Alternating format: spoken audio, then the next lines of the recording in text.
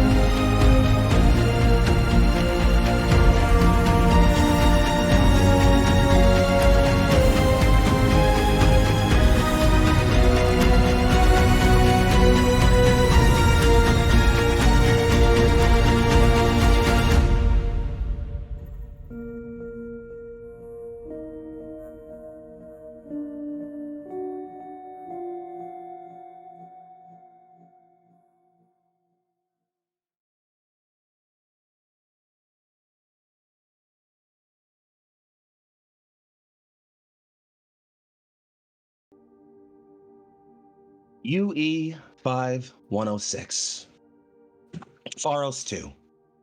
New Alexandria. Capital complex of the Pharos Sovereignty. Office of the Brigadier General Ptolemaeus Hurst. Desk of said office. A dimly lit room covered in war trophies, symbols of battles fought, a history of a planet long on the fringe of the galaxy. In a chair, a man sits. He is lank with age, but not elderly. Rejuvenation treatments and the betterment of a human future having kept him alive for a long time. His face, calculating and focused, slicked back with blonde tipped hair that ended in almost sun color. A face covered in stubble and otherwise slick shaven, and an eye keen and shrewd.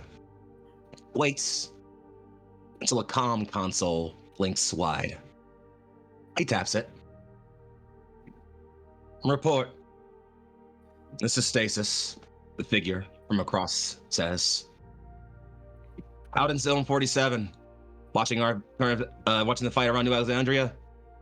District 7 is mostly captured, but we encountered some heavy resistance. Squad 3 is gone. Acceptable losses. Nala appears to be precocious these days. That's the thing. Wasn't Nala. Oh. Yeah. Funny thing is, I think they're Union. And is this within your mission parameters? It is. Thus you have your own orders? I do. Very well then. Carry them out. As you wish, General.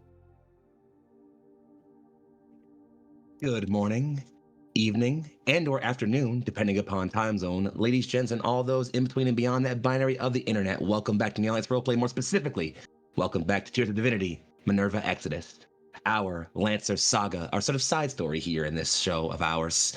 I'm your host, Federation of Stream, Foxy, and I have with me 4 incredible souls, 4 incomparable creators, 4 devoted soldiers, 4 Lancers, on the edge of the galaxy. And we'll find out what this story of theirs will unfold to be.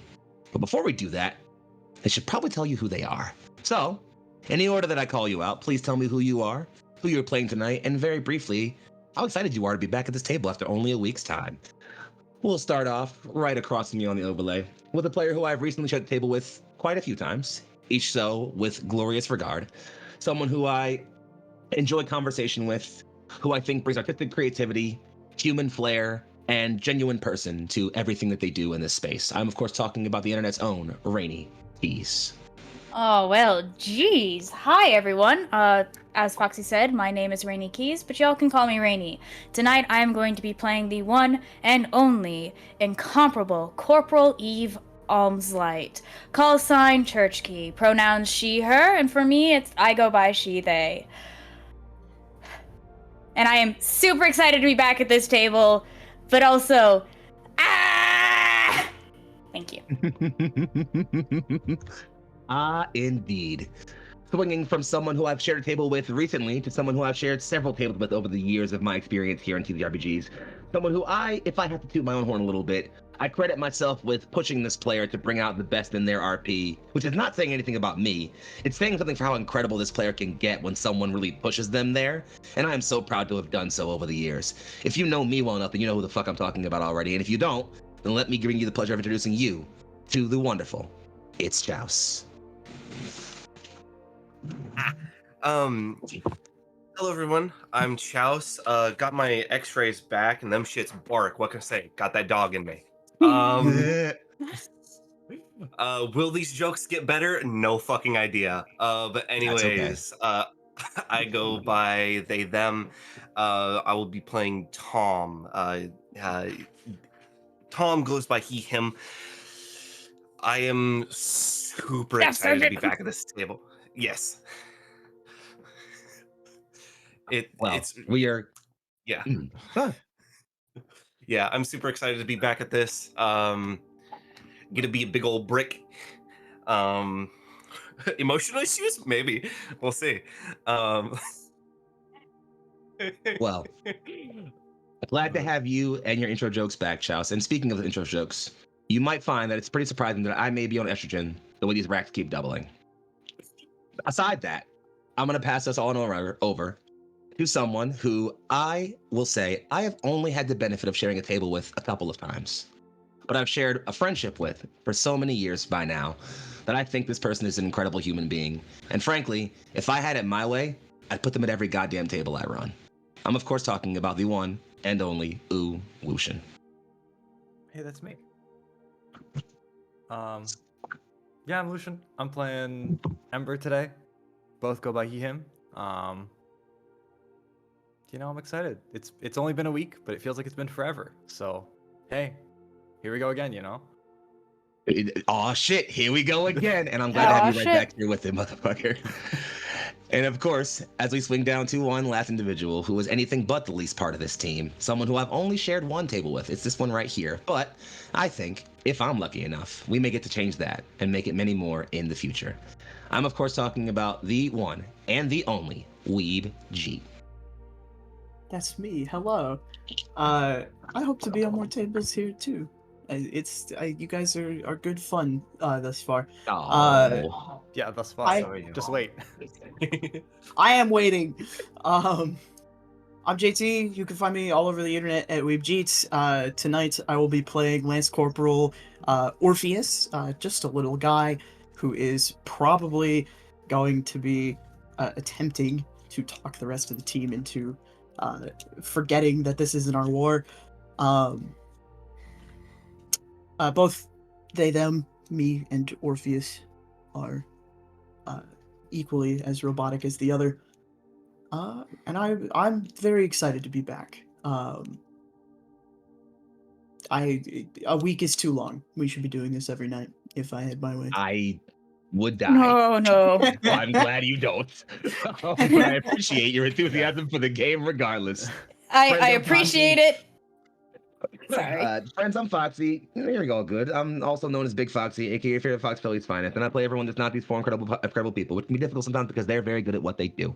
I won't waste any more goddamn time. Last episode, Taskforce Minerva, Squad Bravo 3 found themselves dropping into the middle of New Alexandria, capital city of Pharos III, which is in fact still, well, a war zone, as it were. Even after they've finished their encounter, weapon fire still blazes in the far distance, and you wager that around these parts it almost always does. This city, or what used to be much of it, could have been beautiful at a time, but as of current, it is lost in a swimming sea of destruction. Urban decay made manifest rapidly through fire and destruction. You, pilots, are all currently out of your mechs for the most part. Some of you may still be inside. You are walking, following the young pair of children who got your attention after your first battle, towards where they say some more civilians are trapped. I'll leave you all here in this scene as you gathered up your pilot Romeo, who is injured but alive after the, let's say, precocious landing you made onto the planet last episode. And otherwise, well, the scene is yours. You can tell me where you are, who, if any of you, has Romeo in your cockpit or in your arms, if you're really feeling spicy about it, I don't know, and what else you're talking about or engaging with as you're moving through this slow scene. As I am so very fond to say, darlings, the scene passes to you.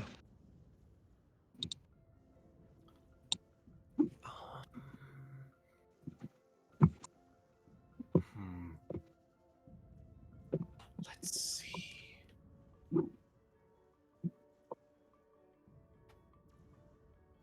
I think that Tom might be able to carry Romeo. My thought is that his mech, dreadfully close to nominal, kind of has their hands like this splayed out and is just set to on like a follow vector of the other mechs. And Tom is currently trying to heal up Romeo as much as possible, like get like some splints if they need, and like provide some medical attention while also being on the move. That's my thought. Quick question. Does What's your up? mech have a CompCon or other AI system? I don't think so. I think they can just really do only basic stuff. Or would In they that need a case, CompCon to do that? you would need the CompCon to do basic stuff. I would say, Okay. if you really want, though, there are two, technically three, other NHPs around. One of them could easily Argus. probably be popping into your cockpit for a while. Oh, wait, Argus, can Hestia, or NHPs hell, just- even Orpheus. Yeah, so wait, NHPs can take control over any mech? Yes. Well, not exactly. It's more so, Okay. I would say, because you spent more time with this squad, that you would have configured your mech to easily be hot swappable with protocols for Argus or Hestia or Orpheus. Oh, I'd say yeah. any one of them if you want. You can pick one of them and say that you've configured your Yeah. mech to hot swap one of them for control if you need to. Yeah, what's Eve's NHP? Argus. Argus, yeah, probably Argus would probably have like a little slot. I imagine it's kind of like a CD player. It kind of just and then You'll see that them around. definitely close to normals. Under that sort of massive orange visor over your white armored head, you have those sort of like that sort of multi-spectrum set of like green lenses that for all your targeting. The moment Argus takes control, they all turn a light blue, and you'll kind of hear him speak through the loudspeaker, actually over Paracom for all of you. All right then, this should be simplistic, I believe. 1, 2, and 1, and 2, and 1.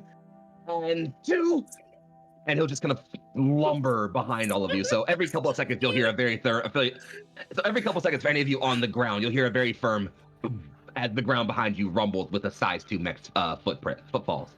What are the rest of you up to? I just love the little Roombas just spinning around like a CD. I'm glad you're having fun with that. Orpheus always has their tools with them. Their wrenches, their screwdrivers, their little bits and bobs that they keep, and even the rest of the stuff that they stole. Just in a little toolbox that they can sort of hook onto their back. A la, if you've ever seen Wall-E, the little fold-out hook that he has, Orpheus has one to hang the toolbox on. Oh, that's Oh, very Let's cute. I get a love snap that. on. I'm sorry. Oh, that's Uh, very Let's cute. get I a love snap that. on. I'm sorry. I love it. and they're So yes, happily walking forward. They're following the civilians to the bus. They're ready to get to work. uh, the younger child of the two is kind of hovering between their older, you assume, brother, given that the boy seems to present masculine and they seem to answer to he and boy. The younger one seems to be standing closer to the older one, but kind of floating between him and you, Orpheus. You can't tell if it's just like you seem like the youngest and thus maybe one of the more like one of the closest to be easy to be around, or if it's maybe a curiosity in what you are. Not entirely sure. He's not speaking to you, but he does seem to kind of float nearby you. You must love your sibling very much. Well, he's all I got now, so yeah. I see. That is unfortunate to hear. It's war, the older kid says from up front. Stupid war. Same war took Dad a couple years back. Now Mom's gone too. Stupid fucking war. I think Orpheus will briefly turn to Eve and give her the look that Orpheus gives. Is just them. Is this appropriate to ask about? Eve just like looks over at the two, especially the older kid, and then looks back at Orpheus and just shakes her head slowly. Not right now. Yes, it is unfortunate. I hope that we are able to help you all get to a safe location in the meantime, which you are helping us do by showing us to this bus. The kid doesn't turn around. He does kind of stop walking for about a half second and just. Yeah, well, the bus is still shot right now, so hopefully one of y'all knows how to fix it. Otherwise, maybe you're carrying us. Luckily, fixing machines is my specialty. And you'll kind of see the little one actually chime up and just. Hey, Maya, he's just like you. And he's like, shut up. And the older one kind of just keeps walking. Are you also adept with tools? I was going to school for it not too long ago. Dad was in the military, so we could afford to send us on his pay, but, well, once he died, pension wasn't enough to keep the house and us in school, so we started working at home with Ma. It is likely that I will need assistance while working on the bus, as it is a large machine and getting everything to one place at one time is difficult if you would like to help. The kid kind of stops at like a corner of a building that kind of angles off into an alleyway, peeks up and around, and just says, yeah, well, it's right here, so I'll see what I can do. And you can see that he's very clearly trying to hold up, whether it's bravado or just that stern outer face to avoid obvious trauma. But despite that, it's at least pretty clear that he's opening up a bit more with the idea of helping out. Having said that, I want to pass on and make sure we check in a little bit with Eve and Ember as y'all are slowly kind of approaching this end corner where the kid is looking around.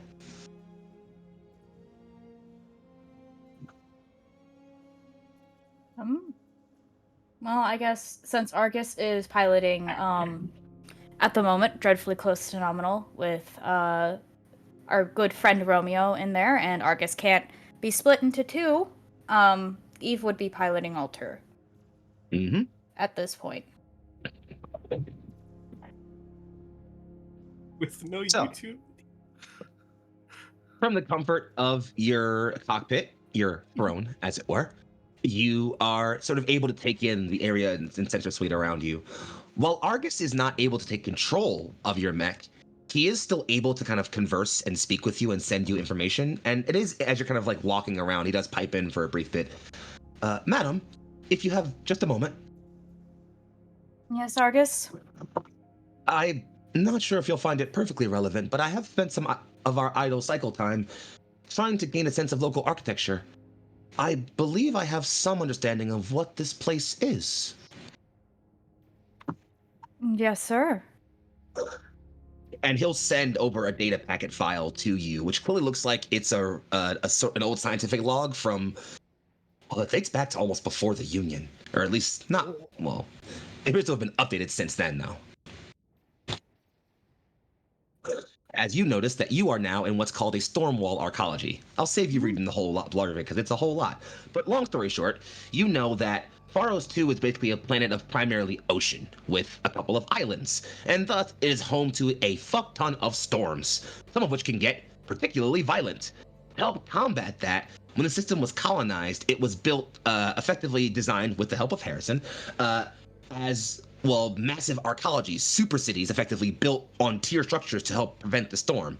Thus the name, Stormwall Arcologies. That's effectively what you guys are in. In fact, you wager this planet, this city you're in, New Alexandria, is probably the largest one on the planet. All right. I mean, I think Eve makes takes that data packet and just patches it over the line to everybody else's mechs as it were. So they all get that in, but that's a little just again, wordless. Eve is definitely more focused on keeping eyes and ears open. So you're kind of keeping your eyes on your sensors and on your cameras and on your feeds, just making sure you're aware? Yeah, plus it's like an old Thefaran saying anyways, eyes and ears open at all times. Mm-hmm. Well, with your eyes and your ears, both yours and Alter's theoretical eyes and ears open, your sensors are alight and you're able to sort of get a sense of local areas. And while your broad span sensors are definitely picking up, there are further contacts far further into the city engaging in what you can definitely tell is a very pitched and brutal battle. There aren't really any nearby targets directly on your radar, with the exception of, and it's hard to pinpoint exactly where it is, but you remember seeing that that one unit shoot down a dropship before you got that comm from that random individual last episode. You wager that there's a signal ping you're getting nearby-ish. You can't quite descramble yet. It's probably that.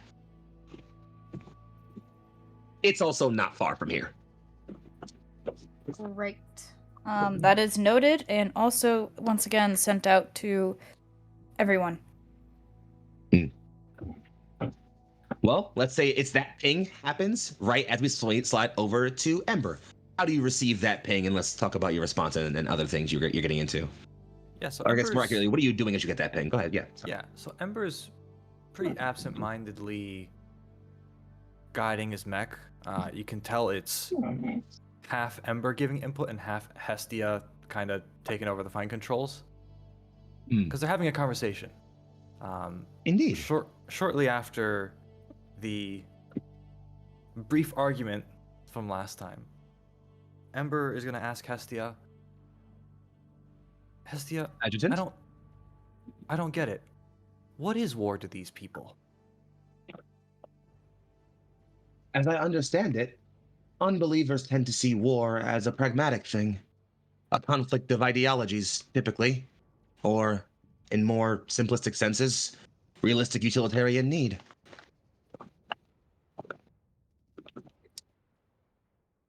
That may, however, be and her face kind of glitches a little bit, detached view. I don't know. It doesn't. Well, I just want to ask. Doesn't make sense to me. War is Query for elaboration. War is just war. There is no. Doesn't have to be so complicated. We go out, we fight, we come back, we go again. Adjutant said, he said, Tetsuya kind of pauses for a long moment, as if she's trying to almost gather her own thoughts. Adjutant, the individual we swapped places with using Beckoner protocol, the second time toward their death. Do you believe they thought war was simply go out, fight, and come back? I don't know. Probably not. My point would be that, regardless of whether they did or not, their belief died with them. Humans are a marvelous anomaly. Her face glitches again. A blissfully temporary thing. But perhaps one of your deepest flaws is the way you are attached to your own mortality. The fact that everything that you are disappears with you, frightens you. War is perhaps the deepest declaration of that.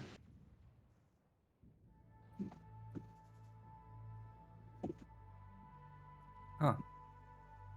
I don't know. I never really stopped to think about it. It was always train, fight, come back, train more. You are a believer. War is a matter of faith for you, Adjutant. When you fight, her face glitches again, you fight with the flame and fury of all that is, was, and shall be. You flint the skin, armor, and bone from the non-believers, leave them charred, sacrament. You fight because that is all you know. And there is nothing wrong in that. That's where you're wrong. It's all we know. Her face glitches, and her eyes, Hetsia has always appeared as a solid, woman of shades of crimson and red. Her eyes, the entirety of them, briefly go an icy white blue. I know so many things.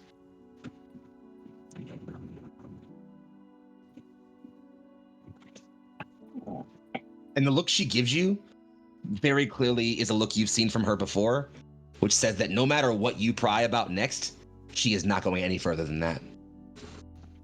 All right. That's all Ember's gonna say, and he's just gonna go back to absentmindedly piloting the mech. And it's just as you're kind of finishing that off, Ember, that we crest directly over the corner, and you all can see under a curtain of rubble, but you can see the building that you're currently coming around clearly got hit by a direct impact from something, maybe even actually you're seeing it as it comes around, a mech clearly took a fatal core round through the middle of the torso, and rather than core explode, it simply backed into a building and collapsed half of it down with it. Unfortunately, that happened to come down on that bus you're looking at. I'm using bus as a colloquial term because more accurately, it is, well, one of these. And this one, given that it's shorter, one of y'all can go ahead and just read. It's fine. I'll read Okay. it if the people Do you want to read it? Yeah. Go for it. Go ahead, for it. Jeet. It's all you. A ubiquitous pattern of transport vehicles designed for civilian and industrial use. Gravlev transports, as the name would suggest, function using an the array fuck? of 6 gravitic ground effect propulsion cores to hoist the craft of an average of 4 to 8 inches off of the ground at use. While vehicles like this are usually primarily seen in the aforementioned civilian or industrial transport capacity, Nala forces operate a small cluster of them for troop insertion and supply transport. Which is where you can all immediately see the problem, which is that despite clearly still sputtering with reactor function and wiring to clearly tell that this thing is powered, it's flat on the ground, not hovering at all. So, as y'all guys approach the bus, I'm going to set a couple of things so you guys are aware. One, there are clearly several civilians inside the bus. I'm going to give you all several conditions of things that are happening, and the way this is going to happen is through a skill challenge. As a reminder, in Lancer, when you're not in combat, any roll you make is a simple D20, trying to be, if someone can check the rule because they want to remind me, I'm pretty sure, a 10 or higher. Might be 12, I'm pretty sure it's 10. That's right. And if you have any skill triggers that would apply, say, I don't know, if you're rolling to get in a fight somewhere and you have the skill trigger apply fist to face, you could apply that bonus to the roll. I'm gonna give you all several things that are the case in this scenario. How you address and approach them, handle in a narrative fashion, obviously. But when the time comes that you're saying, I'm going to go and deal with this thing, I'm going to say, okay, cool. You're going to roll a skill check. And if you say, I have a skill check that might apply here, let me know and we'll apply it. There are a grand total of, and I'll tell you all now, 4 skill things to be aware of. Of the 4 of them, you need to get a certain number of them as past successes to make this a successful challenge. If you fail a certain number of them, things go poorly. So, I'll let you know the first thing as you all sort of approach, lower yourselves, and get ready to get out of your mechs. Dreadfully Close to Nominal lowers its hands down to kind of let Romeo get some time on the ground and kind of set them down. Romeo, laying there, just weakly throws the thumb up to show that he's at least conscious. So, you notice the following things. 1, as I mentioned previously before, the craft is trapped in rubble. The rubble is fully burying about a full third, maybe half of the craft under rubble. Second, there are civilians inside, and they seem to be panicking. Third, the grav effect cores of the craft are damaged. Something needs to be done to repair them if you want to get this craft moving again. Otherwise, you'll need to improvise on how to get the thing out of there. The last thing that you're noticing, Eve, remember I mentioned that you had that one position on your sensors you couldn't quite descramble just yet, but you knew it was nearby? Yeah. If you're looking at this craft, the position is such that there's almost no way you can get this craft on a route out of here that's going to get you, like, not going in the sensor range of that target unless you are very careful about your route specifically. So effectively, a route needs to be plotted that's going to avoid a certain enemy position. Those are your 4 conditions. As you approach and see the bus, those are the things you are aware of. The damaged craft, the rubble, the panicking civilians, and the need to find a route around enemies. How you approach that and who does what is fully up to you. I leave this scene in your hands. I think Tom's definitely going to first clamber back into Dreadfully Close to Nominal. Kind of just he'll set Romeo down and then get lifted back up to the chest as it kind of like opens up, kind of almost like a clamshell. And he'll climb on in. He would probably try and hand Argus back to Eve. Be like, "This is yours." I just Toss him like a imagine frisbee. just hitting the eject. No, I just imagine hitting the eject button, and Argus is just mid. just. Oh, ridiculous. It Man, has to be. hate being in there. It's so dizzy. But it's out in such a way that Argus's like little sweeper feet can just get the little buddy out himself, because he can still Yeah. hover and float and do all the little cleaner Roomba things that his casket was originally once upon a time. Yeah. And Tom would definitely give a little thank you to Argus. Be like, thanks. But of course, Staff Sergeant. And as he kind of returns to your to the cockpit and resets it over your systems nominally, you see a pulse of blue go over your screens really quick. Madam, returning for duty. Thank you for your time, Argus. I hope the disc changer wasn't too terrible on you today. The spinning does wear on my casket somewhat, but nothing that can't be repaired. We'll have to figure out fixing time later. Argus, if you could be a dear, I need a specific route plotted, avoiding this signal. You've probably caught it on the Left Behind programs here, but I'll let you and your minier brains a moment to get together. You will see Argus looking and just, Madam, our city map does not cover the sector we are dropping into. In fact, while I couldn't probably coordinate it during our landing, it appears we're approximately several clicks off of our intended drop zone. I will need time to descramble the map out to this range, and if plotting a course is your desire, my processors may be stretched given my currently limited capacities. I can do my best, however. Right, you're not plugged into an orbital militia again. And even further, my faculties have not fully recovered from the wave event, I believe. No, I'm still trying to descramble what was Hera and what was you. Well, we'll get there. What's more important is that we help these people, yes? Yeah. I'll get to work on fighting a route. Eve, go ahead and make a skill check for me. Of Apply any course. relevant skill triggers and let me know which one you apply after you roll. Hold your result, and we'll go from and I'll want to pass on to somebody else. Mm-hmm. Okay. Someone else. What you up to? Hmm. I mean, Orpheus is just gonna start work on what they can reach of the bus and try and start getting it up and running, or at least acceptably operational. In which case, you are going to want to, after looking at this thing, it took a lot of external system stress trauma from, well, all the rubble that hit it, obviously. And that's going to take a while to get fixed before you can even get power properly diverted to the gravitic drives to even start, getting them operational. Let alone, you don't want to get it operational while the rubble's covering it, because that would just make the rubble, make it push up and grind into the rubble and smash itself into paste. So, you want to A, start working on diverting power, and B, ensure that those gravitic drives do not emergency cut on until you get the rubble off. If someone would like to work on removing all of these rocks on top of the bus, I can work on getting power diverted. I will do my best to ensure that the drives do not activate while I do this.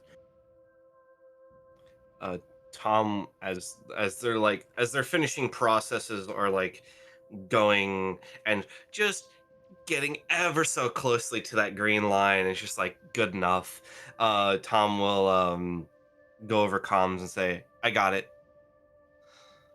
Thank you, Staff All Sergeant. right. Oh, sweet. In which case, Big boy. Orpheus, go ahead and make me a regular old flat skill check, but apply any skill triggers you feel are appropriate to what you're doing. Tom, as you are using Dreadfully Close to Nominal to do this, I'm going to let you make a hull check effectively. So make a D20, use and apply your hull bonus to this roll as well. Apply skill triggers if you want to as well, if you have any that might apply here.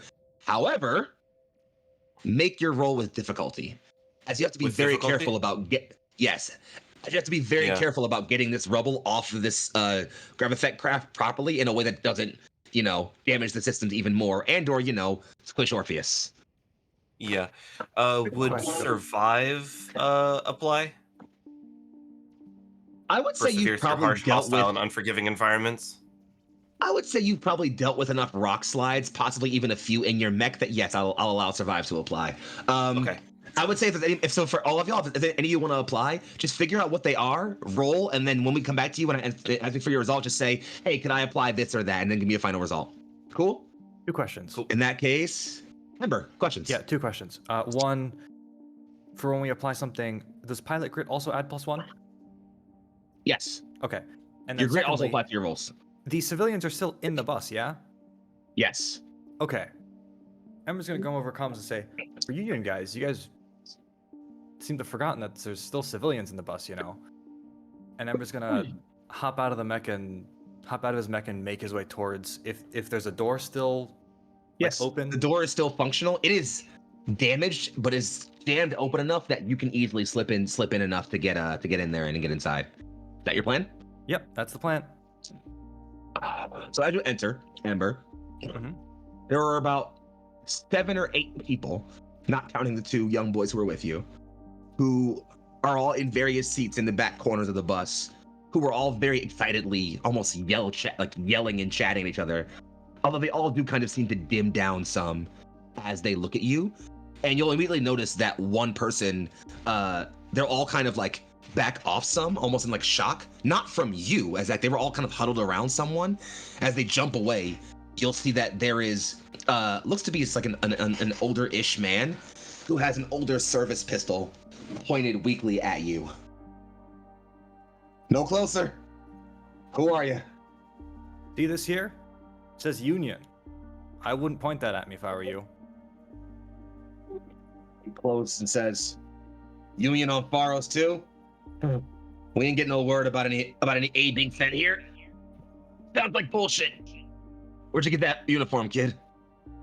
Listen, where I got the uniform is none of your business. We're here now, and we're here to help. Whether or not you accept that help isn't really up to you anymore. He looks at you really firmly, cuts his eyes just outside the bus, and says, well, you got here piloting that.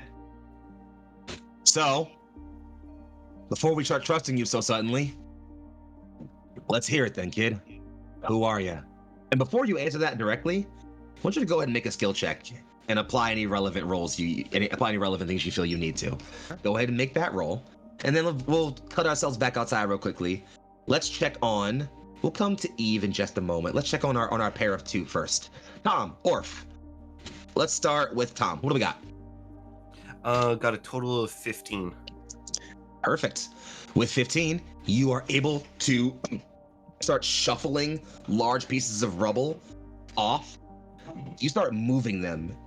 And Orpheus, you almost have to alert him suddenly as he lifts a piece of rubble that you notice makes some other pieces of rubble start shuffling down. And you're like, whoa, hold on. And it's then you recognize your best bet is not to just lift rubble off of this, but instead to just press like an arm of Dreadfully Close to Nominal up under the rubble here, get a hand on the ground, and just lift the rubble up on your shoulder about as best as you can until you can get the craft functional and operational. It might cause you a little bit of stress to your mech. I'm going to say take maybe 1 damage, just 1. Just 1? Okay. Just 1. Staff Sergeant, you should take more of a leveraged approach to the rubble rather than just taking it off. Yeah, my sensors are picking up that there's not really a whole bunch of structure under this, and it looks like the more I remove, the more it's just going to want to sleep out. So yeah, The bus makes up 90% of the structure. Yeah, so got to give it temporary structure. Once you can, I might be able to push it a little bit with my other hand, but I don't know what would keep my shoulders up from crushing it if I did that. But Once if the gravitic drives are online, we should be able to just move the bus out from under you. And then you can let Alrighty. go. The rubble will have nothing to crush. will do. Speaking of which, Orf, what you got for me? I rolled an 18. Ooh, that's good. That's with the applied. I have a +4 to hacker fix. I'll say Hacker Fix easily applies here, no question. Or if you're working on getting this wiring done and online, and it's especially as Tom kind of shifts one larger piece of rubble, you're to get at a particularly Nash portion of the ground sensor, which is sort of like it's mounted up top to not have it go down if it gets smashed into the ground basically. So you're able to kind of get into that, pull some metal aside, which would be a problem for human hands, but you're not as fleshy as other people. Be able to kind of pry the metal aside a little bit and get in there and start working at the wiring. And before long, you can start telling that power gets diverted. You do briefly feel a bit of a shock as the power briefly diverts through your hands and fingers for a moment, which feels very unique to you as a mechanized body, obviously. But after It's like a free massage. it's as you say that, power diverts properly. You can do a quick optical scan with your sensors of the craft. You're definitely ready to get the sensors to get the drives online. I believe the human word is tickle. Staff Sergeant, the bus should be good to go on my activation. Alrighty. I don't think there's anything else that we need to take care of, at least initially. Let's get them out underneath this rubble. Another puzzle solved, and Orpheus will... Before you even press the button, Orpheus, the craft shuffles under your feet and begins to lift up and activate. As you look over the edge, like, how did that happen? And poking out from just under the craft, you can see the head of the older boy. Very excellent. I would move, though. Rubble is about to crush us, and you're a lot less durable than I am. Ah! And he'll just scramble back under the craft and then climb down.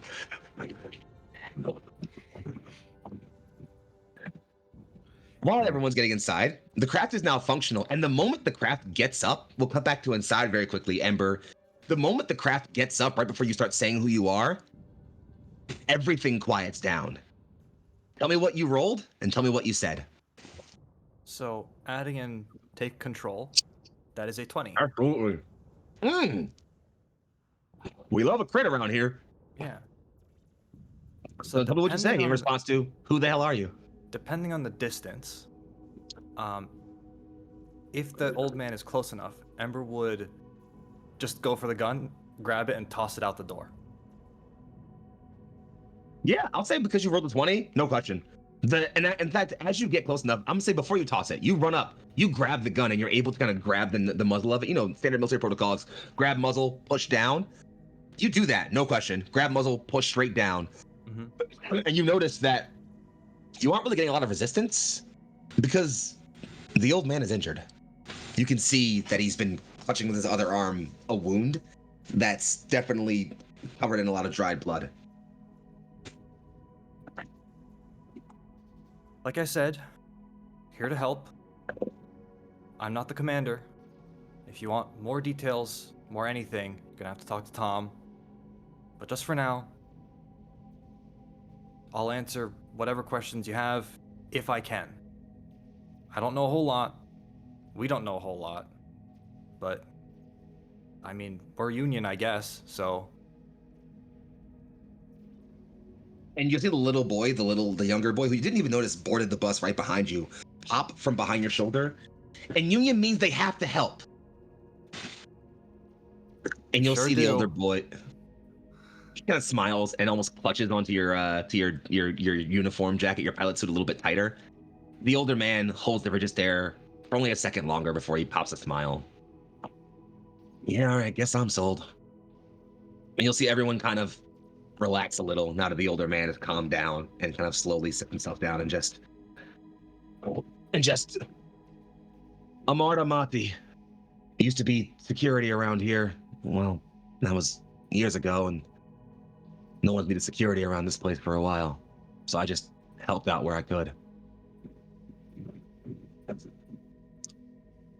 Okay. Well, like I said, once Tom is, out of his mech and done keeping the rebel off the bus, I'm sure he'll have some questions for you about what our mission is and how you can help and how we can help you. So just hang tight, I guess. Right. So, with the bus online, we slide ourselves back over to Eve. What'd you roll? I rolled a 5 on the dice, and I don't know what I have applicable for What do you got for anything. triggers? I got Hacker Fix, Leader Inspire, Stay Cool, and Take Control. None of those help because they're still under 10. I would say no. They don't apply.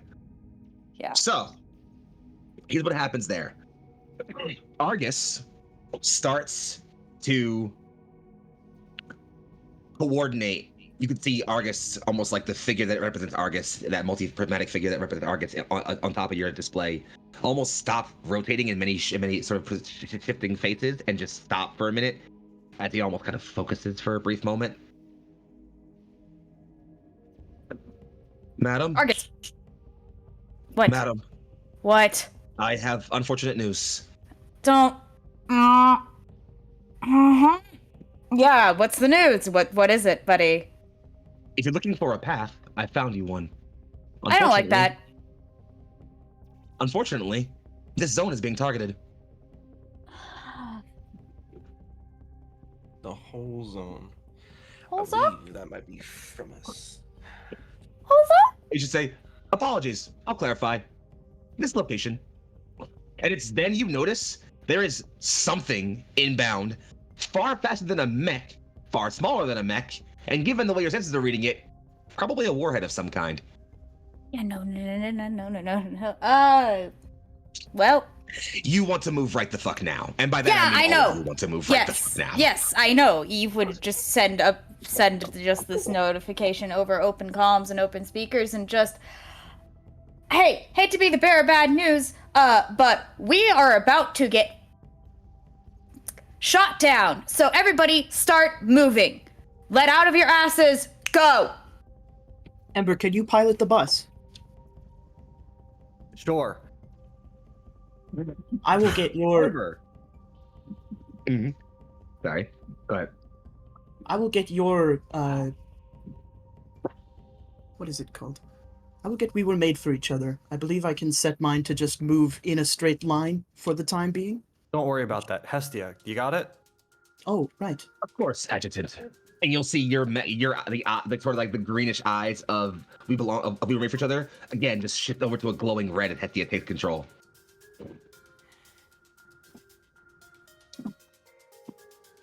I love the trope of robots changing eye color. I live for that shit. It's my favorite. It's The Gundam nerd in me lives for it.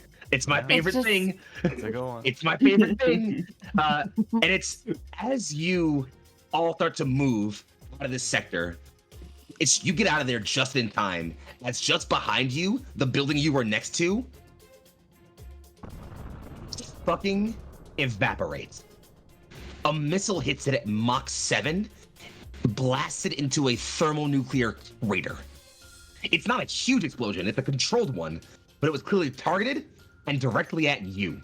You need to keep moving. Thankfully, you got the goddamn bus out of there. And if everyone is looking at all your mechs sprinting around them as the bus peels off at max speed, they are all grabbed Romeo? cheering. Yeah, no, Romeo's fine. You all thankfully managed to get Romeo and put him inside of the bus. So Okay. he's fine. He's okay. He's in the bus. Romeo's okay. You didn't leave him behind. And all of a sudden, This as is you gonna all be peel another off, situation. as you all peel off, recognizing that something is clearly targeting just behind you, the younger boy will come and tap and pull on your. He's actually pulling on your sleeve, Ember. Yeah, what's up? Kind of busy here. The Rainmaker. The rain. What's that? That's what Nala calls it. That thing. The thing that shot at us. It's a Rainmaker. And I think I know where it is. You know where? Tom, what do you think? Worth a shot. It's got it appears like it's got pretty long range, and it's just going to be coming at us consistently. If we can wrap back around to possibly take this thing out, it will give us at least more breathing room.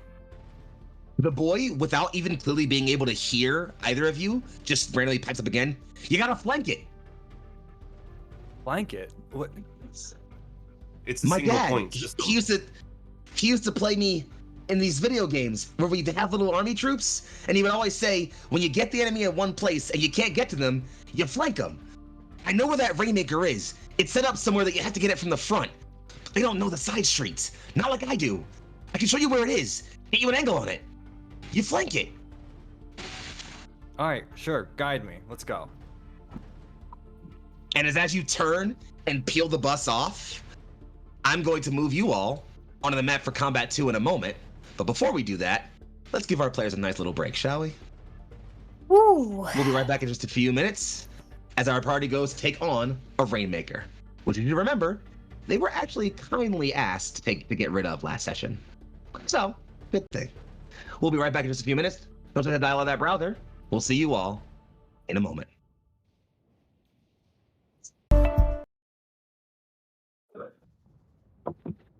We return to the battlefields of New Alexandria on Pharos II as our party escorts a bus full of civilians, narrowly evading destruction on behalf of an incoming missile pinpoint targeted at their position.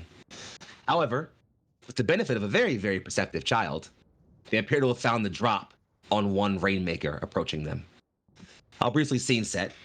You all set off on the path and hit a divergent corner in the route. The bus is clearly able to be set off on its own route from here.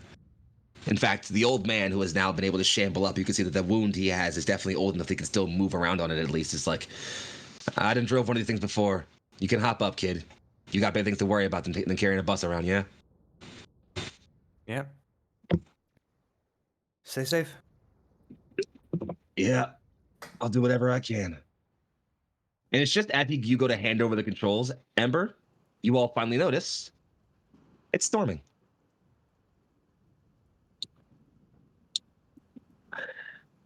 It does make the race. Regardless, you all notice as you all turn and remount your mechs, them activating and preparing their nominal systems for combat, as you all know what the plan is. The kid looks back at you all getting in your mechs, nods once. The older one clutches close his own shirt. Give him hell. And the bus pulls off, leaving you all to fall back in.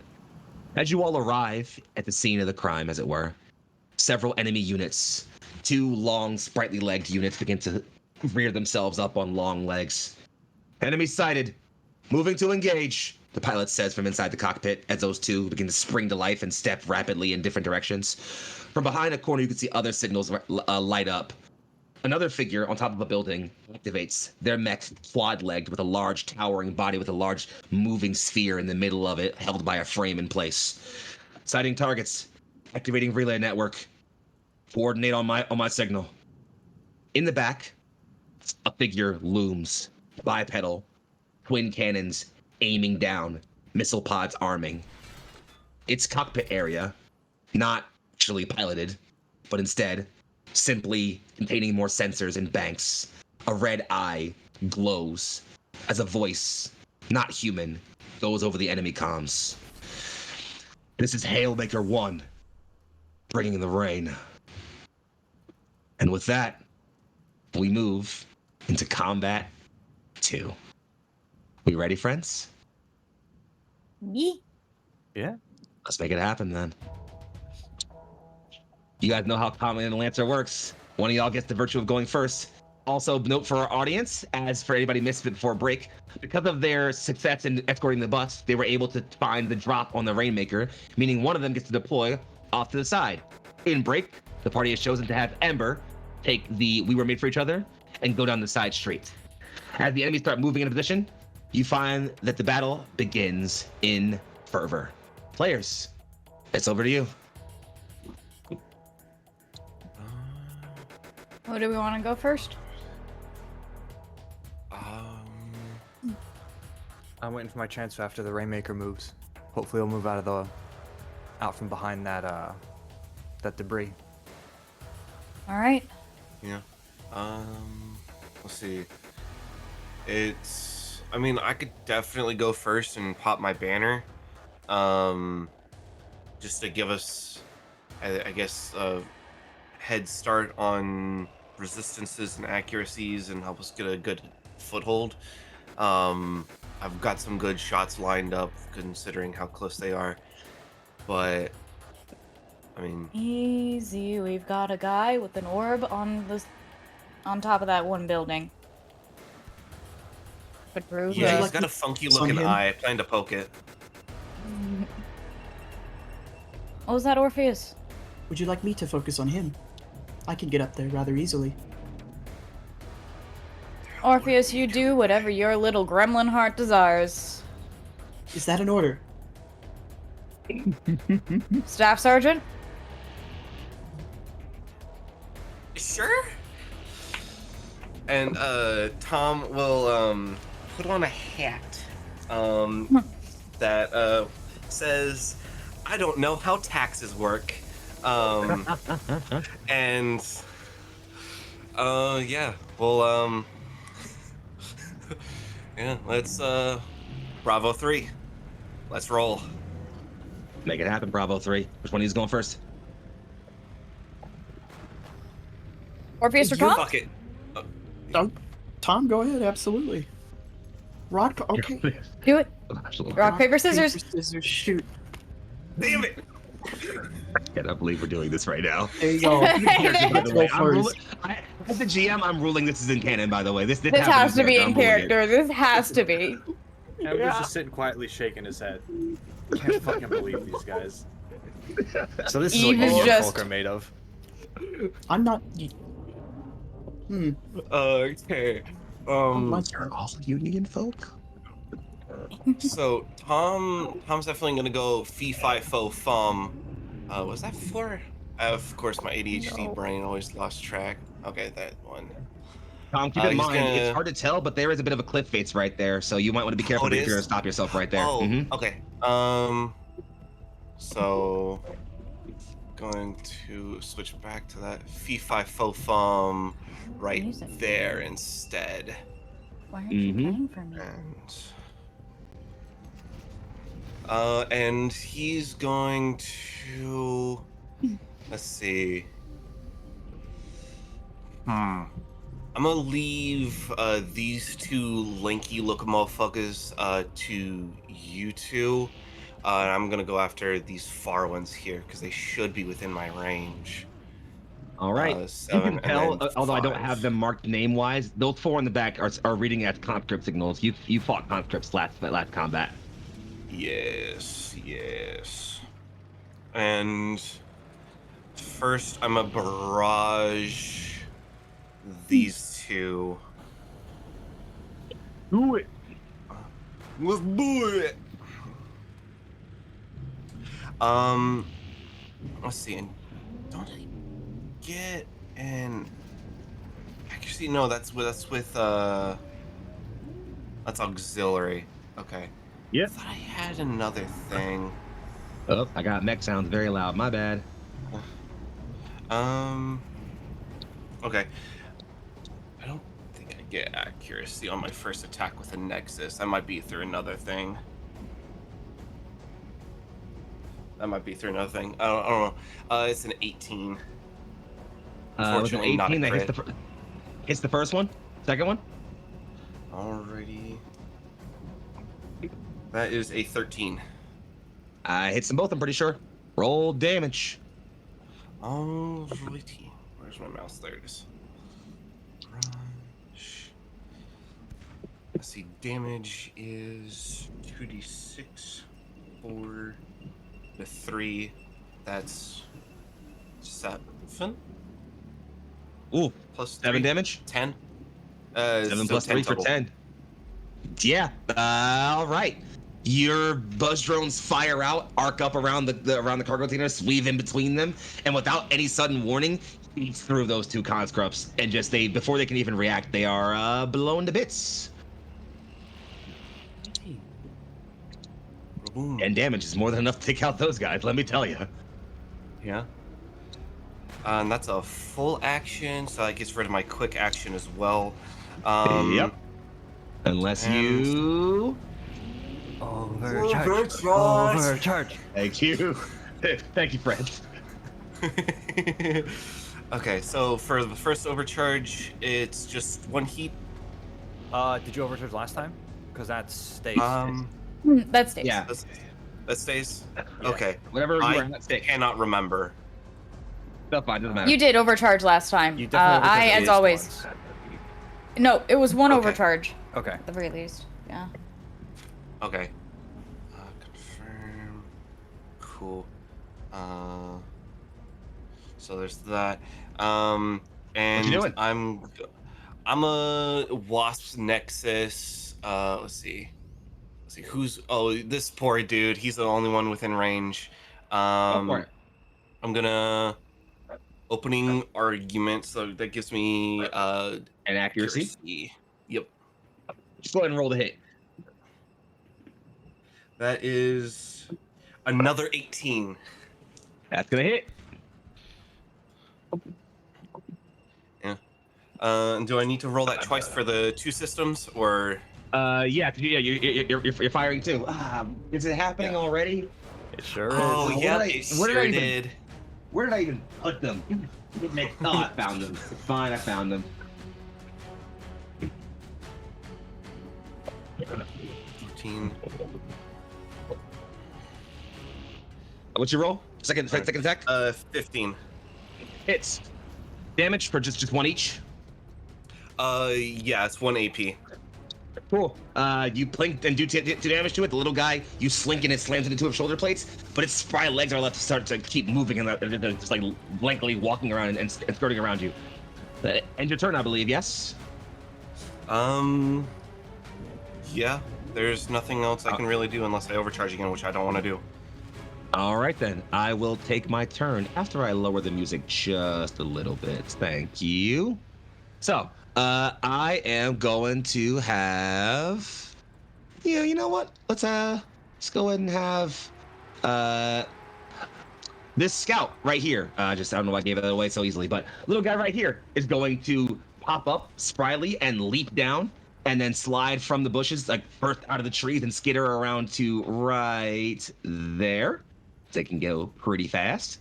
And they will turn onto you, Alter, and they will fire a shot in your direction. Tell me great. that's a D12. That's a D12 and not a D20. I'm gonna find a D20 because I know I have those around here. Here we go. Roll the D12. Roll the D12. You can roll the d12. For the 15, pass your evasion.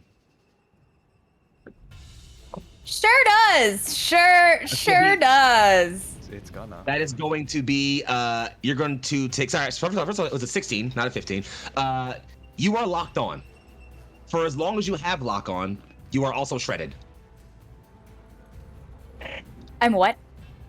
You are shredded. So currently you have lock on, and for as long as you have lock on, so until you get rid of it, either through purging a condition or by me consuming the lock on by one of my allies, you are also shredded. Meaning you take double damage from or it's not shredded. You ignore armor resistance. That's exposed to double damage. So you yeah. So there you go.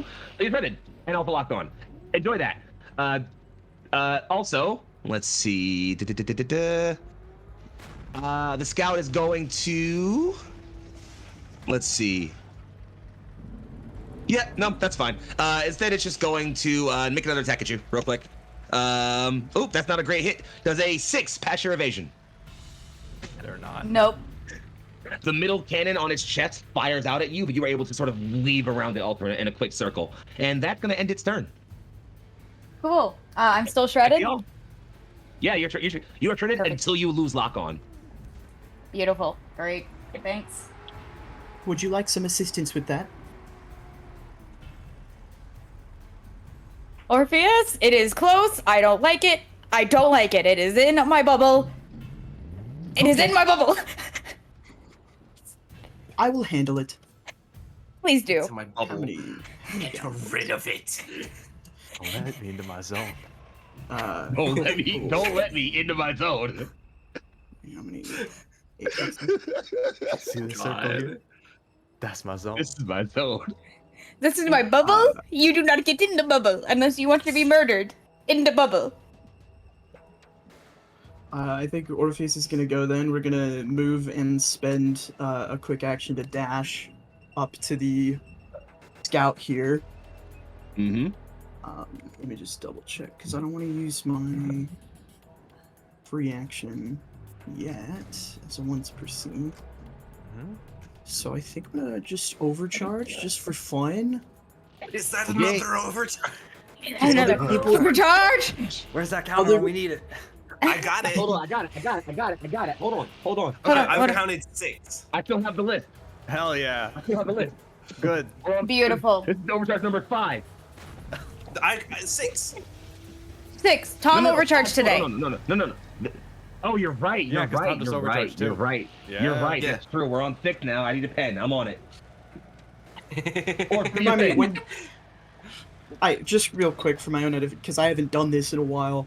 When you overcharge, you roll something afterwards to. you get Yes. you gain heat Roll to immediately. see how much You gain your eat. Yes. Yeah, I'll it should be. tell you because it depends Yeah. on your mech. Yeah. Mhm.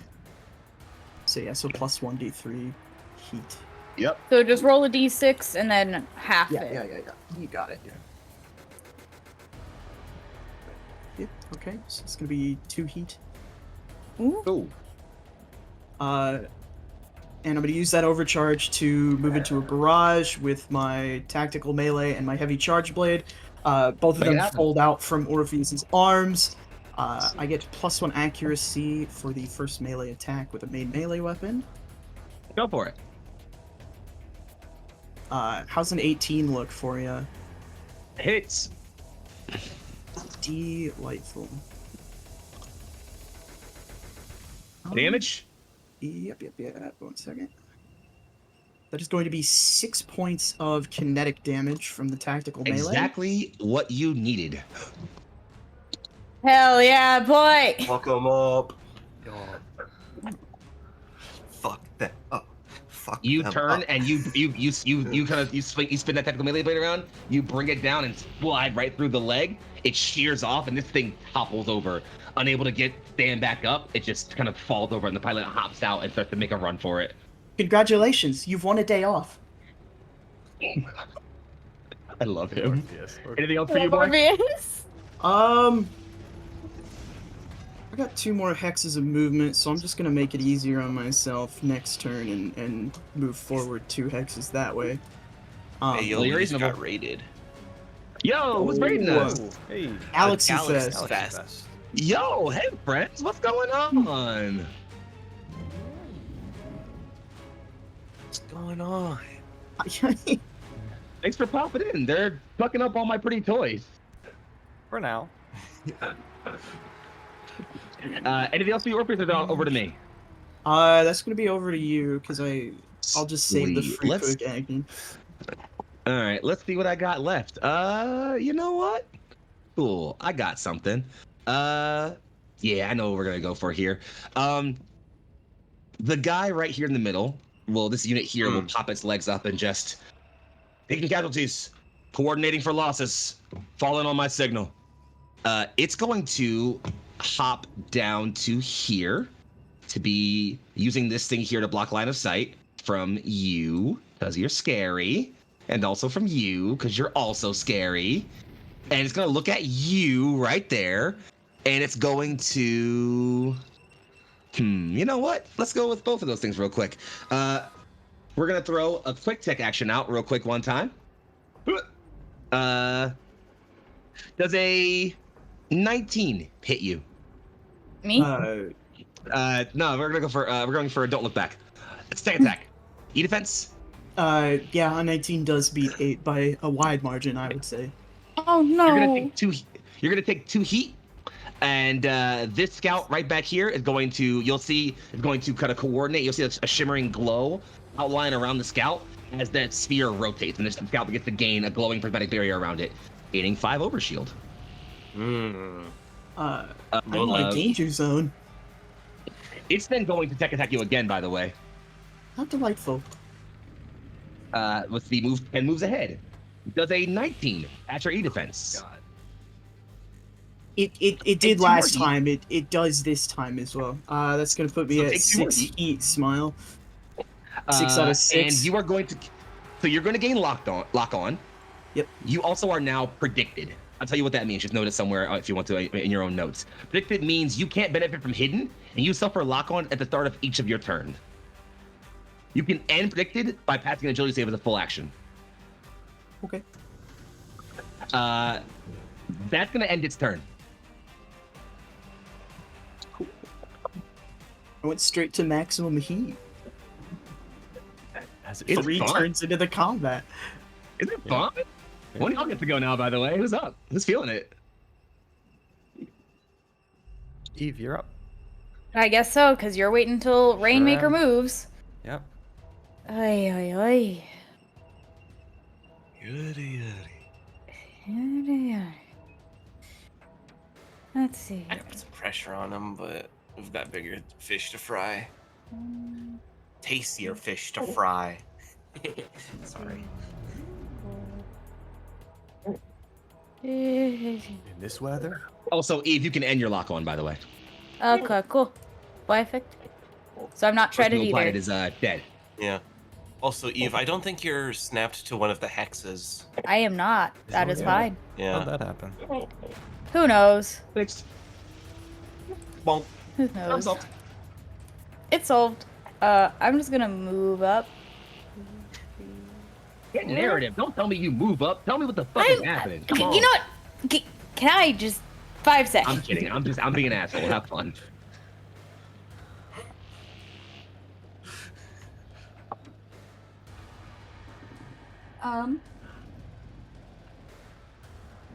So Eve kicks Alter into gear, moves up those little 4 spots there, so she can get a much better view on our friend on the ceiling. Yes? Or are they too high up? Him. Nah, Yeah. you can see Can him. I see him? Say. I can see him. From ground level, you can see him. Yeah, no question. You can see him. He's Heck yeah. You can yeah. see him. Close enough. And he's within sensors. That's beautiful. So Cool. beautiful. We love Um, that for us. Yeah. You know what? I'm going to be a bitch and activate my core system, which is my wide area code pulse, as my full Like action. a plan. Do I it. choose any number of hostile characters within sensors and makes a special invade tech attack against them, ignoring invisible and line of sight. On a hit, Oh. apply the effects of invade as normal, choosing options for Yep. each target. On miss, targets become impaired until the end of their next turn. All right. Let's start off. They from the gotta be line. within sensors. What, All right. what's your sensor Let's range start off- still? Ain't it 15? Yes. It's everybody. Yeah, They're all in that's range. all of them. Yep. That's Everybody, once more? I All of think them. so. That's every Yeah. single All right. one. Let's do this. Every Let's get single that out one the of way. them. Let's start off with the guy up front. Tech Yep, attack. scout. Tech attack. All right. We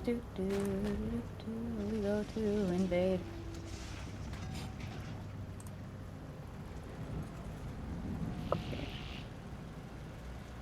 All right. First one. Mm-hmm. That is a 19 plus 3, so that's a 22 against their E defense. Passes. Cool. They're getting fragment signal, so they're Which implode is? and impair. I impair and slow. Character until the end of Got their it. turn. You got it. Next. Plus 2 Guy heat. up top. I'm Yep. also going to give you their data slide, but we can have you read those in a moment. Go ahead and roll the next one. Oh, I also need the data slide for that scout too. That's what I'm going to do right now. Perfect. Beautiful, and I appreciate you. Hit it. That is a nat fucking 20 on our buddy with the eyeball. So that's a 23 total. Hits. Welcome up. I choose for this beam because I hate it so much. Make it a system crusher. Your target takes an More additional 2 heat for a total of 4. If got this it. invade causes them to exceed the heat cap, 4 burn as well. Once per scene on Hit it each not. character. That's fine. Just wanted to let you know. All right. Got it. We'll go to this boy back here. Yep. And that's a 15 plus 3, 18 total. Enough. Impair and slow on that one. We're just gonna go for fragment signals for the rest. Then roll the last guy while you're at it. Last guy, we got 2 more. One more. Yeah, so this guy back here first? Yep. Oh, they're lucky. That's an 8. That's still enough. Damn. Nice. They're Yeah, unlucky. They're Unfortunate constant. What do you for want them. from me? I know. I bet you just. And OG I don't back know. I here. expected better of Harrison-based mechanry. What can I say? That is a 17 total. That's enough. And beautiful. That one gets an impair and slowed as well. You got it. Let me give you some dockets, starting off with the scout. Enjoy. Small and nimble, in an almost uncanny fashion, the LA-2 mechanized cavalry unit eschews most, if not all, notions of armored protection and frontline survivability in favor of blinding mobility. A more than competent sensor suite and respectable firepower for such a small frame. It is best utilized as a recon and target relay platform, locking on to key enemy targets and harassing them with fire while more well-equipped forces close in for the kill. We are looking at the PSOV LA-2 Scout. Next, the Checkmaster. Somebody else want to take it? I can. Go for it. The C291 platform is often integrated into the armed forces of many HA client states as a solution to the poor C2 organization and utilization problems typically among developing military powers, utilizing a series of bulky, high-powered communication arrays in coordination with its target relay network package. Harrison sales reps regularly boast of its record of improving strategic and tactical coercion. Put simply, the Chessmaster turns inexperienced, undertrained pilots into proper soldiers. And lastly, of course, the Rainmaker. Who wants that one? I'll do it. Unless Illusion's like absolutely sure. itching to Yeah. do it. I can do it. Military theorem and doctrine have evolved in radical ways since humanity's diaspora across the stars, with various policies throughout the galactic noosphere, understanding the nature of warfare differently. As such, the G16AA fills a unique niche between anti-air, area defense, and precision fire support unit. Its missile cells come with individual flight and tracking computers, while its nature as an RPV, a remote piloted mech controlled by a CompCon level AI, allow it to process targeting data from relaying units rapidly. There you are, friends, and the concept you've already seen before. Yep. There you are. Now you know everything about all the friends in front of you. Look at you guys gaining information on your target. That's proper reconnaissance. Look at you all acting like proper mech cavalry. Proud of you all, friends. Your admiral will be proud of you. He is proud of you right now. That's beautiful. Anywho, that's your. It's going That's to be your full useful action, for yes, the Love? next 30 seconds while That they're still was, yep. alive. Any more thing from you? Nope. I am good. Or back to me then, yes. Tom would probably pipe Go, up please. saying, "Have I ever mentioned how grateful I am to have you on our side, Eve?" Because that shit is terrifying. All Yeah, right. you are all very lucky Harrison didn't decide to pick me up. All right. I'm gonna go ahead and have my Rainmaker go, actually. So the Rainmaker will now shift over and just targets are within range. Engaging. The first thing it's going to do is pop a quick action. Actually, no, first it's going to fire. It's going to pick. Oh, it can pick up to 3 targets at a time. So it's going to go ahead and pick all 3 of the targets that are close to it. So we're going to go with Warden, Church Key, Orpheus. Stand by for being attacked. We're going to go with a 15 versus Warden. Versus 15 me, versus Warden. That's a hit against my evasion. yes. It's a 12 versus Alter. Hits. And a 17 versus We Were Made versus Don't Look Back. That's a hit. You're all gonna take 4 kinetic and be knocked back 1 space. And these missile pods will open up and fire and send you guys flying. Okay. If I brace, that knocks it down to half, correct? 2, yes. 2. And then your armor would knock it down to 1. Okay. Next, the thing it does is it will focus its target systems on you, or if you'll get a ping, as you'll notice a direct target ping popping in on you. I'm gonna draw just a cool little rectangle for this one. We'll make it a nice big red one for y'all. How fun. As it deploys some sort of, as you'll see out of its back, those 2 large cannons, one of them will open up and a large missile will start priming and fire out of it. So the Wolfhound missile deploys in any space adjacent to it and picks a target within range 20 in line of sight. So that's going to be you, by the way. At the start of the Rainmaker's turn, it's going to fly. It's going to fly at you. I don't think we are. Yes, you're right. You're not in line of sight, actually. So then it won't do that. Never mind. Damn it. I mean, it's cool enough, but it needs to move so Lucian can do the thing, because we still It have was Ember. targeting me for something, but then it stopped for some reason. In which case, it's just going to hold that prediction engram and just remain where it is. Actually, you know what? It will slide and just repositioning for better target and move its, what does it get? It's like movement 3, I think. It's not a very fast boy, let me tell you. It's just going to slide to right there and stop at the edge of the building. And it will end its turn. Over to y'all. Okay. Ember, your go. Yeah. Yeah. I'm gonna start and activate my core system. Go. Go ahead and do that, and then I will take my move and boost to go to here, and I will. Yep. And I'll do a invade on the Rainmaker. Go ahead and invade. Go ahead and roll it. All right. Real quick. 1 accuracy roll. That is a 7. Ooh, 7 is just die. All right. Oh wait, it's impaired and slowed. Does that do anything for Wouldn't affect sensors? DC defense. Nope. No. Wouldn't affect D defense. Should've system crushed that one. Damn In that it. case, Gonna overcharge and do it again. Alrighty. Oh, can I invade twice?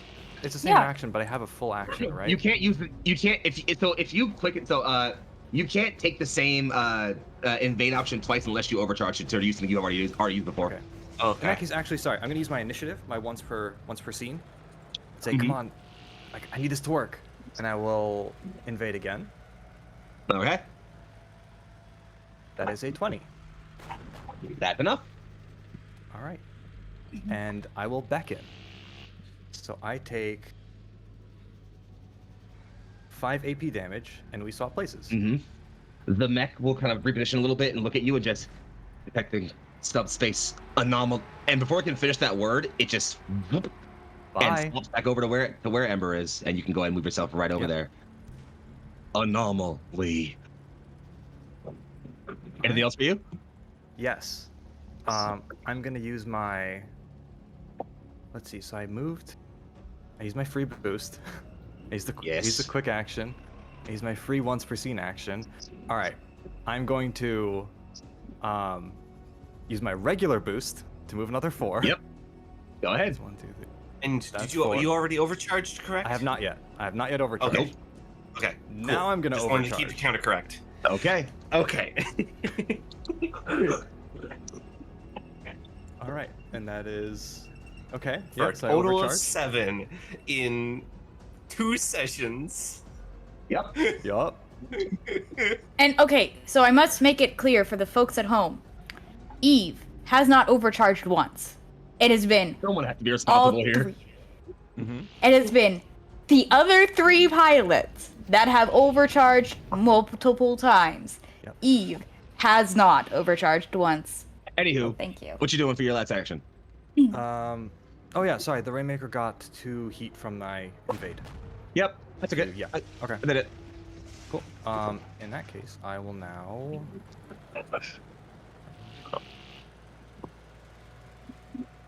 I'm gonna mimetic spark, because that is that's range 3. So that Hestia is- manifests. Hestia manifests and just humanity falters. Reality breaks. The all-seeing eye opens, and you'll see that the spark of lightning leap out and do how much damage? 3. 3 AP. 3 AP damage. There it is. And it leaps into and damages, and you'll see that the moment it hits the RPV, Hestia's eyes get that same light blue glow for a half second, and she recoils. And that also triggers transmuting spark. So that's another line 3 lightning arc as a free action for another Yep. two AP energy damage. You got it. And that's it. Ember's just Yeah, built I for guess- free actions. Hestia Yeah. just recoils backwards from the collision with the RPV, but otherwise seems fine. That's all you guys, right? Just me left? I believe so. Yep. Yeah. All right. The scout is going to do a 1, 2, 3. Actually, gonna hop up here. 1, 2, 3, and stay right there. Actually, no, it's gonna back up a little bit more. 4, 5. It's got plenty of movement, and with its range, which is more than enough. Never mind. No. Oh, actually, no, you're right. It's gonna climb. So yeah, it would have to go 1, 2, 3 to be up top here, and then 4, 5. So yeah, it's still fine. Okay, cool. It is going to fire its marker rifle at Don't Look Back. Actually, no, not going to fire it at Alter. Actually, Alter's in range as well. It's gonna fire with difficulty though, given that you're definitely in cover, which is not gonna be great. Does an 11 pass your evasion? No, but let me double check something. I did. Oh, Diddly it's to diddly accuracy. did. Holy fuck! I lied. Impaired and slow. Sorry, I actually. Yeah, it did impaired and slow. So okay. So the so fun fact: marker rifle is actually two plus 2 attack bonus and plus 2 accuracy, which thankfully get canceled out by the difficulty from impaired and from soft cover. So it's just gonna be its flat 17 to hit you. How did you go from 11 to 17? So I thought I had 1 difficulty. I forgot about 2 accuracy. So I thought I was rolling with 1 difficulty, but I should have been rolling with 2 accuracy, and actually rolling with 2 difficulty. So it just canceled it all out. It still hits, no matter if it was an 11 or a 17. What the? How did you Well, then get me? relax. It's just, again, you're just math is not lost in the shit mathing. again. The You're math is just not lost in the shit mathing. again. I'll explain the math in a moment. Don't worry about it. It's totally valid math, I assure you. I promise. You didn't say. Any case, Ember, you're in range of the mounted turret. It's going to swivel around and fire the main cannon in your direction. Does a 13 patch your evasion? Yes. 4 kinetic. Okay. How many kinetic on me? I'm sorry. None. Just lock on and spread it. Every time. Hit that again. Start again. Spread like some good cheese. No, please don't call me cheese And right now- now. I'll let my conscripts go. As they're still alive, they're going to slide on over here with their movement For now. 4 together. They also and get move right in to- pairs. Yes, they do. Sure so do. I remembered. And they're going Okay. to both fire at you, Ember. So here Okay. comes that real quick. Let me end this guy's turn and slide back over. Excuse me, I'm sorry. Roll on the die for attack now. Does a 11. Again, pass your evasion. It does. 4 kinetic. All right. God damn. Does a 12. After your 4 more kinetic. Sure does. As How they much damage? File in on ranks and 4. As they fall in on you and drop fire on you in coordinated pairs. They seem to be working together. That's a And structure they just for me. they'll fall. Yeah. So yeah, go ahead and roll structure. And while you're rolling structure, we'll fall into their cockpits. As these two, who are looking very similar, like they both look like matching, women. The only difference is that their ponytails inside their helmets, one goes down to the left braided, one goes to the right braided. And they pose and just this fucking poser popping in the middle of our location like that. Hell yeah, Sif, we'll drop him. Ember, what blows off of you? That is a glancing blow. Oh, good. Yep. Nice. So you're just stunned. Impaired until end of my next turn. Impaired, you're right. Yep. Impaired till your next turn. And that ends the round. So friends, with that said, we're gonna end our round and swing ourselves over onto round 2.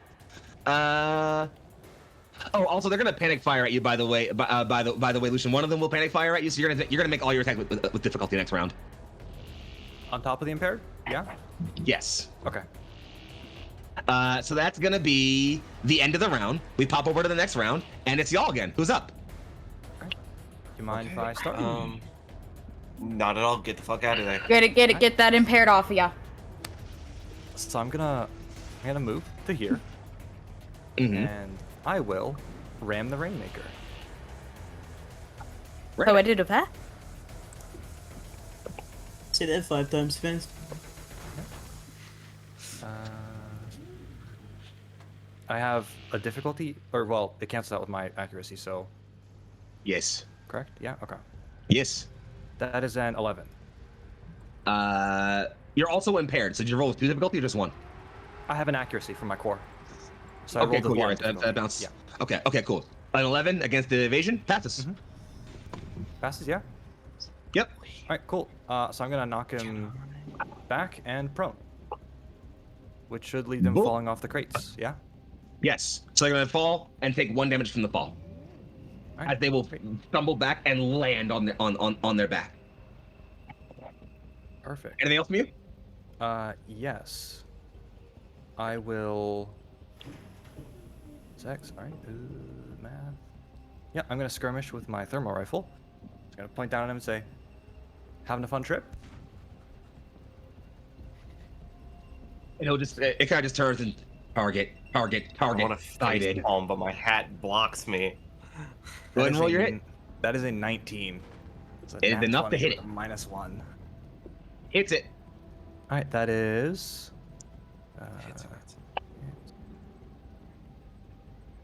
That is 5 damage and an extra 2 heat. Drops down to 4 damage because of its armor, and it takes 1. It takes 1 Armor heat, piercing. or it takes 2 heat. It takes. Never mind then. Yeah. As you shred right through its armor plating on its sides. That your turn, or anything else? I'm gonna boost. 1, 2, 3, 4. Boost to here. Hey guys. Hello. I'll see you again. Good to see My you too. turn. Yep. All right then. Let's see. Who do I want to have go? Let's go ahead and do the to the conscripts. They're gonna go 1, 2, 3, and 1, 2, 3, 4 to get up to here. And that's going, and then they're going to, let's see. They're actually still not in range, I'm realizing. So they're just going to stay right where they are. And that's going to end their turn. I'm going to end both of their turns and pass it back over to you guys. Hey, Foxy, is this line that I have drawn right now enough to hit all 4 of them fuckers? I would say because of the way just- hexes are angling, I'm going to say it's hitting definitely the scout, Definitely 3 definitely of the them. chessmaster, You and can definitely one of the 3 conscripts. max. Yeah, Yeah, three. it You're just three. can't go barely 4. clipped. Yeah, no, 4. No, 3 of them. Damn. Yeah. Okay, well, I'm not too worried about the scout personally, but yeah, I mean, I could go, or if either of you two want to go. I'm just going to zoom at the Rainmaker and start beating the snot out of it. So Sounds like a good plan, honestly. Do what you need to, Tom. Because if we let any of them stand like that for longer, considering what that mech they're gathering around is, we are going to be in for a world of extra hurt. also, Yeah. it is tactically inadvisable for them to stand grouped up like that. You should teach them a lesson. Should. Hey, dickheads, learn what spacing is. Yeah, so Tom's going to fee, fi, fo, fum his way over. Like, do they know what spacing is? And just let her rip with their apex nexus. Go ahead and roll the hit. Let's start with Chessmaster. Roll the hit with it for him first. Let's see. That is a 15. Hits. The first conscript That is a 19, which crits. hits. And the last guy. So, and the last guy, it's 11. Which is still enough to hit him. Go ahead and roll damage. Alrighty. Damage is...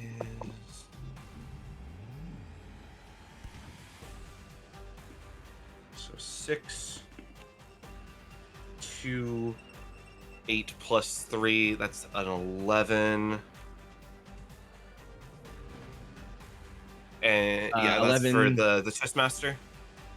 Yeah. 11 No, you explosives. roll damage once. You roll damage once. So Okay. as you fire off your next eye, this conscript back here gets absolutely fucking blown up. Those sisters, as they're climbing up, just fall in. We'll fire on them. Mia? And turns to just see that Mia's mech is already falling back over from being eaten up by buzzsaws, and just, you bastards! He turns to fire on all of you and doesn't see the buzzsaw coming and rip her rifle in half, which blows up on her, and then another one tear into her cockpit. They both fall. The Chessmaster, however, manages to fall in behind the exploding mech as it's coming apart from buzzsaws, and it manages to avoid the damage. Conscript is using its trait to let another adjacent enemy absorb damage, but I'm flavoring it that way. So Okay. those conscripts blow up. All conscripts must be named Mia, based on all data that I have about them. It's a common name on this planet. Putting inexperienced pilots behind the fucking wheel of these things. That is why I have objected to killing them. Yeah, I'd like to not, but this ain't a scalpel. Anything else for you, Tom? And let's Overcharge. see. Oh, How overcharge. much shit would I be in if I overcharged? It's up to you. I mean, how much heat are you at right now? 2 heat, and I'd be adding another 1d6. Just one Not too D6. bad. That's just Not a too bad. D6. Yeah. I'm at max heat just from these guys alone. You hooligans. See, Taking this the is timer. why I don't Perfect. overcharge. All right, go ahead and roll your heat Alrighty. and then make your action. Alrighty. So that's another 2 heat. And for that, I'm going to skirmish, not move my dude. Skirmish against the Rainmaker with my Wasp's Do Next Eye. Do it. And I gain accuracy with my first one. Wait. Before you roll the hit, I'm gonna ask a question. Are your Wasp What's next it? eye AP? Yes. Okay, cool. Then go ahead and roll. First hit. It's a 17 plus 2. That's 19. It's That crits. Oh wait, no, that's on my Uh, that's on my weaponsmith modification, so it does not crit. yeah. So hit. But if it Second does one? do. Oh yeah, it's a 19. So yes. So okay. Okay. Sorry, just Second hit? getting it all You're in my fine. brain. You're good. Second hit. That is a 16. Jesus, y'all are rolling really hot tonight. What the fuck? Hits. I know. Alrighty. Fucking scam. Skirmish. About as hot as my Hit. heat cap, baby. I mean, you got a point there. God. Yeah, true. Okay, then that's just 2 explosive AP damage. I got it. Already there. Anything more? All right. No, looks like you overcharged and everything you need That's to, it. right? Yeah. All right. Let's go ahead and have my boy go before he loses his life. The Rainmaker will take its turn. It is going to fire off. Actually, first off, it's going to take its full movement to get up, obviously, because that's the thing I have to do. It might as well do it. It's not going to make it another turn, so never mind. It's just going to go ahead and actually, yeah. It's gonna go ahead and pick 3 locations. It's gonna mark three points around it. I'm gonna mark those grid spaces. They're gonna be here, here, and here. If you move in those spaces, fun things will happen. Then it's going to go ahead and shoot its guns. So we'll start with Warden. I'm going to assume that a 3 does not pass your evasion. Nope. We were made for each other. Does a 18 patch your evasion? Yes. 4 damage, 4 explosive, and knockback 1. Okay. And lastly, alter. Yep. I'm assuming a 4 does not patch your evasion. Sure doesn't. Well, then you're fine. And that's going to end its turn. Man, I'm rolling like dog shit this combat. All right. That's it. One of y'all gets to go now. Orpheus or me? Would you like to go before I do?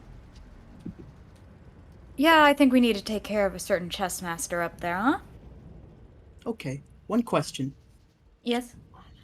What to use the melody of the universe? Oh, that's a hefty one. Feel free to think on it and get back to me after you've eliminated our threat. A billion voices drowning in unison.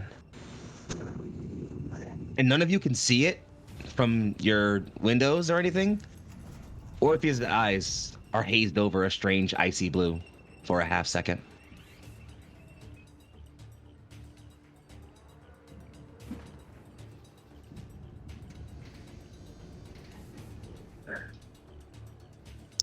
Go on, make your turns. Well, I guess I'm going first. Don't look at me. No, I think Chouse is looking specifically at Foxy because Foxy's Yeah. doing Foxy things. I'm just gonna move my 1, my 2, and my 3.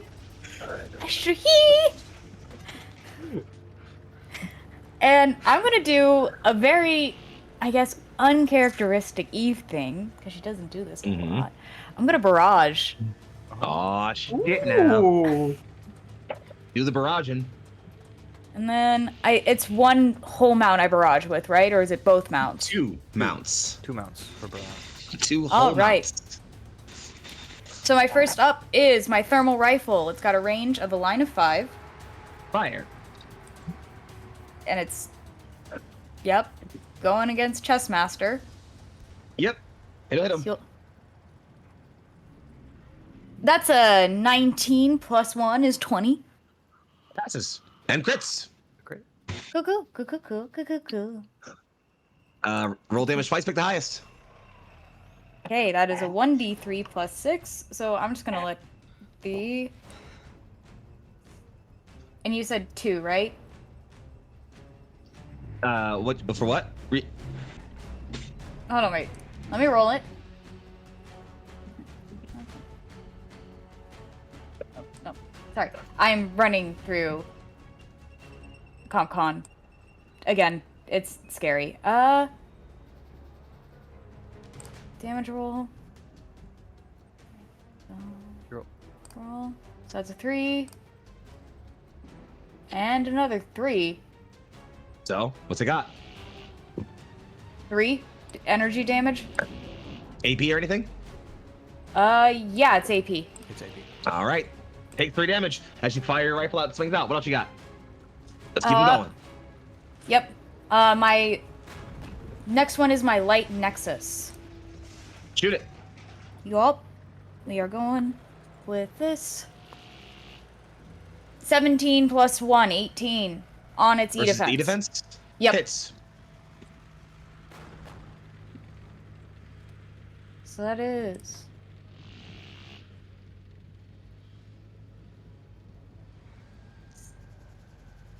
Three kinetic. Okay. Nexus light number 2. As you. Yep, go ahead. Sorry. No, you're fine. Go ahead. Oh, that one might save it. That's a 2 on the die plus 1. Not enough. That's fine.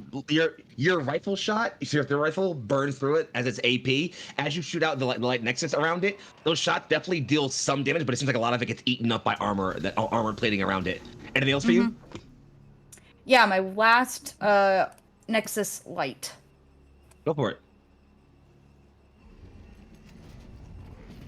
That's an 8 on the die. Or no, 7 Not on the enough. die plus 1 is 8. On its E defense? Not enough. Okay, On its E defense? Nope, not enough. cool. As you fire out Then- more next side, this thing just kind of bulks around, starts like skittering around the walls, and then trying to dodge your shots as best as it can. Yeah. Anything else for all you? my good rolls had to go. Nope. Cool. We're gonna have it go, actually. Why not? Let's start off with some skittering right here, because why not? And then we're gonna start off with oh, that's not actually, hang on. Recharge. Oh, I got my shit back. Damn. Let's Damn it. start off with the simple. First off, normal quick attack, tech attack against. We'll go against don't look back again. Does an 11 pass your E defense? It super does. You can go ahead and go over that heat cap. You're gonna take 2 heat, and it's going to go ahead and give itself 5 overshield. Okay, so Great. I get to roll on my stress table, I think. Sorry, it's for 4 actually. Yep, you go ahead and do that. Let me know what you get. While you're doing that, it's also going to go ahead and make a tech attack against. It doesn't matter at this point. So let's just go with. Yeah, we're gonna go ahead and go with. We'll do it at Warden. Why not? Definitely close to normal. Right. Does a 16 pass your E defense? Yeah. Take 2 heat. You are locked on and predicted. At the beginning of each turn, you will gain lock on again. You also can't have hidden. And I'm locked on, so I'm shredded. No, not the same thing as I did. Okay, so this is what the lock scouts on. was doing is completely different. You have to make Yeah, an okay. agility save to shake the lock off from predicted. Yep. Okay. So that's his turn. So they just have lock on me. Okay. Yeah, you have lock Yep. on you as well. I still have lock on Yep. and shredded. Have to get on to you guys. I believe that just leaves I me. Yeah, go Uh, Morpheus. My power Be a plant little is boy. stabilized, so I am exposed now. But that's Ooh. okay. None of that Wow. matters. So, question real quick, Foxy. I've got 7 hexes between me and where I need to be, and that should weave through those spots there. How many hexes is it just to get up that cliff? 1. Okay. So I'm gonna use my once per scene free boost, and when Go I for it. boost or move, I have 2 things that let me jump really high. So Mm-hmm. so I should just be able to move the 10 hexes up to this thing. Yep, bro got hopped. And then we full-on barrage with the tactical melee weapon and my heavy charged blade. Hey friend, I'm gonna save you the rolling. It has 2 health. It's gone. Could I just Go. If you want to roll it, that'll make you feel good. But you can just tell me how it happens Roll if you it. want. Roll it I've got to find to out make which you weapon feel good. did it. I'd like to roll both, I think. Go on. It might be a critical, Foxy. I just want some RP to happen, y'all. This combat needs It to end is already. 22 is the hit. Yeah. Yeah, I you can't do absolutely less murder it. than 9 on that. Yeah. So yeah, just- tell me how it happens. I think You- Orpheus sees there's no pilot in this thing, and so their tactical melee weapon switches from a blade to just a big stick, and they just swing down on it and crush the central chamber. You go to swing at it, Orpheus, and just as the swing goes to close in, briefly, you are somewhere else, adrift in a sea of stars. A pair of eyes, infinitely distant, gazing down at you, offering, promising, waiting. It, thing in front of you, has seen it too. Maybe all of them have. What did they answer? You wonder. Reality reasserts itself around you as you smash through the cockpit, crushing down the Rainmaker and reducing it to an inoperable husk around you. The chessmaster, for their part, simply says, "We are compromised. Retreat." And, well, friends, with the Rainmaker killed and the other enemies remaining not being able to put up any serious resistance, they are deliberately moving like they want to get out of there. If y'all really want to stop them, you can, but you don't really have to. Absolutely. I want to make my stupid joke I thought of. I mean, go on. Make the joke. Checkmate. Oh god. I feel like you could have said that without You threatening his life. motherfuckers. I got no face palms out of that one. Fuck yeah. So, as the enemy face palms themselves and retreats away, and the battle becomes. And the battle becomes a distant hum. Things become quiet for you all briefly. You all watch as several large dropships begin to swoop down out of the air and make their way towards an area off towards the east. A comm signal comes in for you all again. A familiar one, in fact. The same random one you picked up and had to descramble as you were moving away from the first combat. Sector 4, Zone 2, check in. Is that Rainmaker out of commission? It is No, no longer. it's good. Oh, is this our friendlies? Yes, this is our friendlies. Yes, Tom. Okay.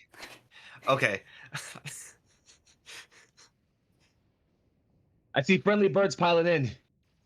We needed those supplies. Thank you. I'm transmitting you some coordinates.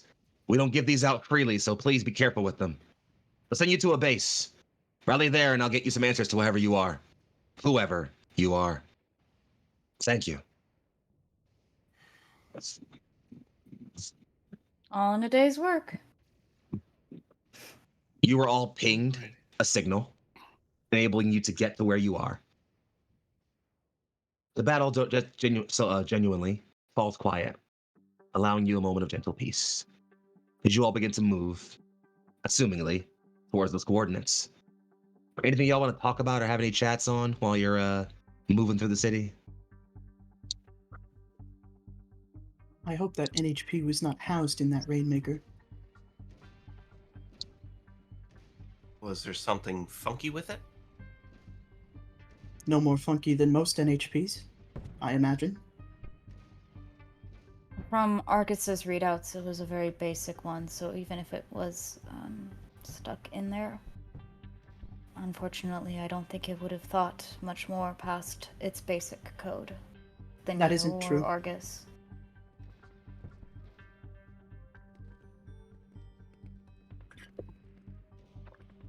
Not to cast doubt over Argus, but they were wrong.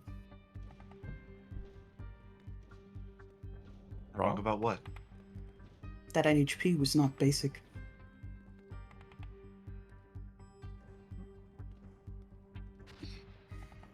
Orpheus, you have the exact same readouts that Argus gave us in your mech. I do not operate on your readouts. I operate on mine.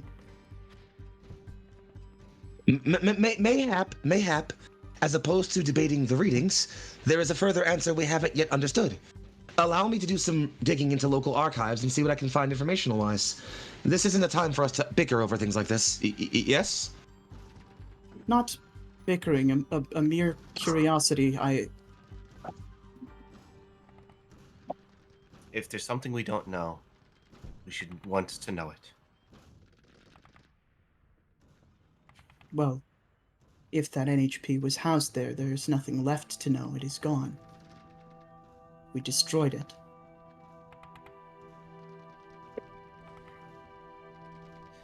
Etsia is actually the one who chimes in and says, "You destroyed it."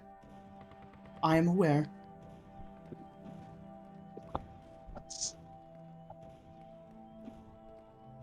It was hurting people.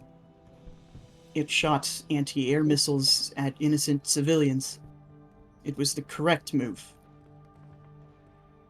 I do not fault you.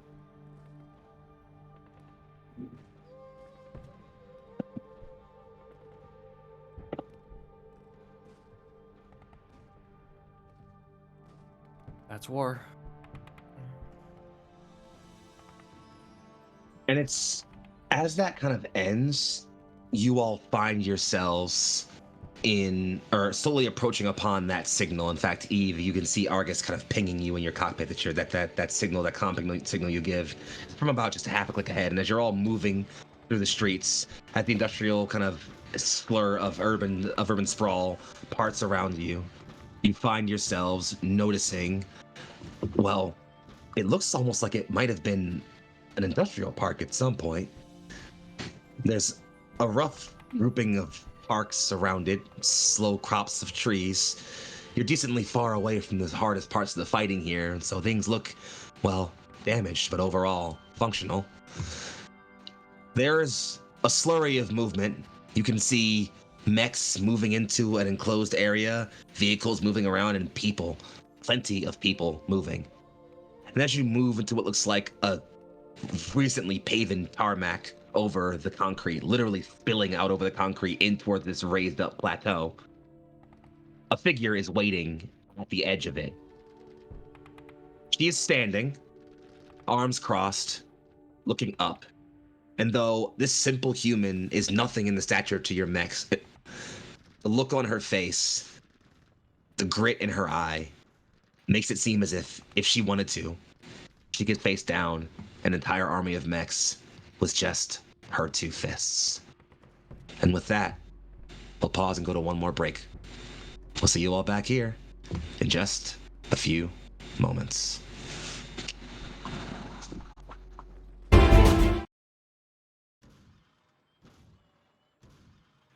As the players, as Bravo 3 moves their way through the jungles and through the plains, or sorry, through the urban jungle of Pharos II, having come away from their combat successful, having dispatched the Rainmaker with efficient team tactics and a bit of brazen mecha daring cavalry antics, they find themselves encroached upon a large complex made into some sort of base, perhaps. In front of them sits or stands a woman, staring cross-armed up at their mechs, waiting for them to address them. This, without even needing to tell you, clearly needs to be the stern voice you were talking to over the comms not too long ago. You coming out of there? I'm not gonna stare at metal faces all day. gotta Orpheus will shut stuff demount. down. As you all slowly angle your mechs down some and let your cockpits open to deploy and let you all down, you'll see that the figure below you cocks an eyebrow and says, "Huh, what do you know? There actually are people in there. Atticos that the Union put weird fucking mind wipe things inside mechs and rather than pilots. Knew it was bullshit, but there you know. It's funny because it's just another metal face. It's true." I feel like Eve just like has Argus's little casket as she's just like coming down from the lift wire as our commander here makes that quip and is just the fuck? Fuck people. I don't want to be here anymore, Arg. Well, madam, our dropship was disabled. I don't want to be here anymore, Arg. How much Oh, longer of my good. service do I have left? About a year. Ah, shit. Yeah. It would either be they would either probably say like about a year or give like the exact like second Exactly. count. It is probably actually down to the exact second count. So, any of you not dismounting? I don't think so. I know Tom definitely would. Well, then as you all come down the lift wire of your mechs, you are all greeted with the with the face in front of you. As you all look at her, she doesn't waste time to immediately cut right to the point of it. Hutch Mahdi, acting front commander of Nala in this zone. And you are? Bravo 3. Taskforce Minerva. That's supposed to mean something to me? We're Union. Or this isn't our fight, but we will help where we can. And ain't that just relieving?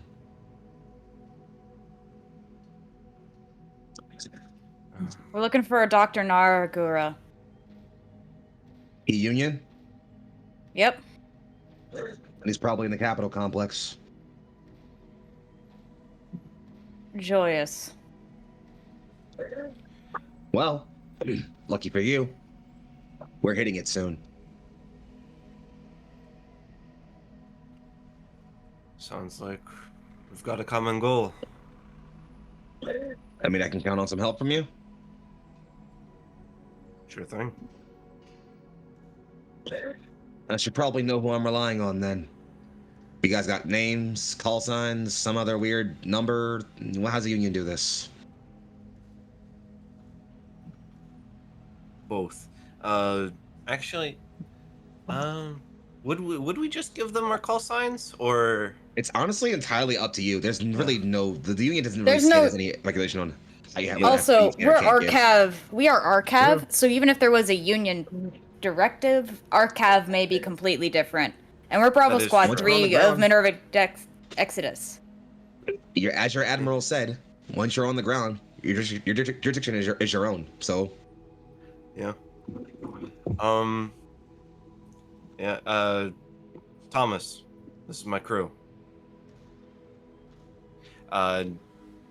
Yeah, he'll let y'all introduce yourselves if y'all want to, or how you all want to. Orpheus. Pleasure to be here. Ember will shrug and say, "Call sign Ember."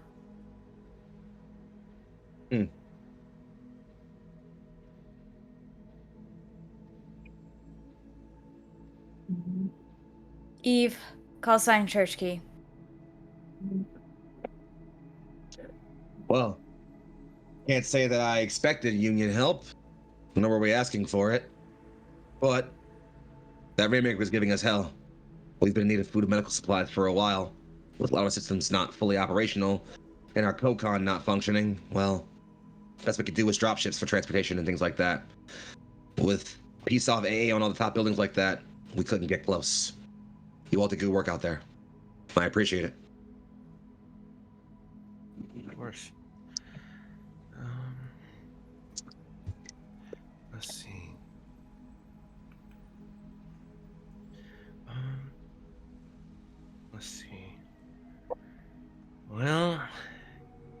You got systems down. Yeah, you all look a Um, little banged up over there. Rough fight? Hard landing? Both. Both. all Yes. unanimous, just both.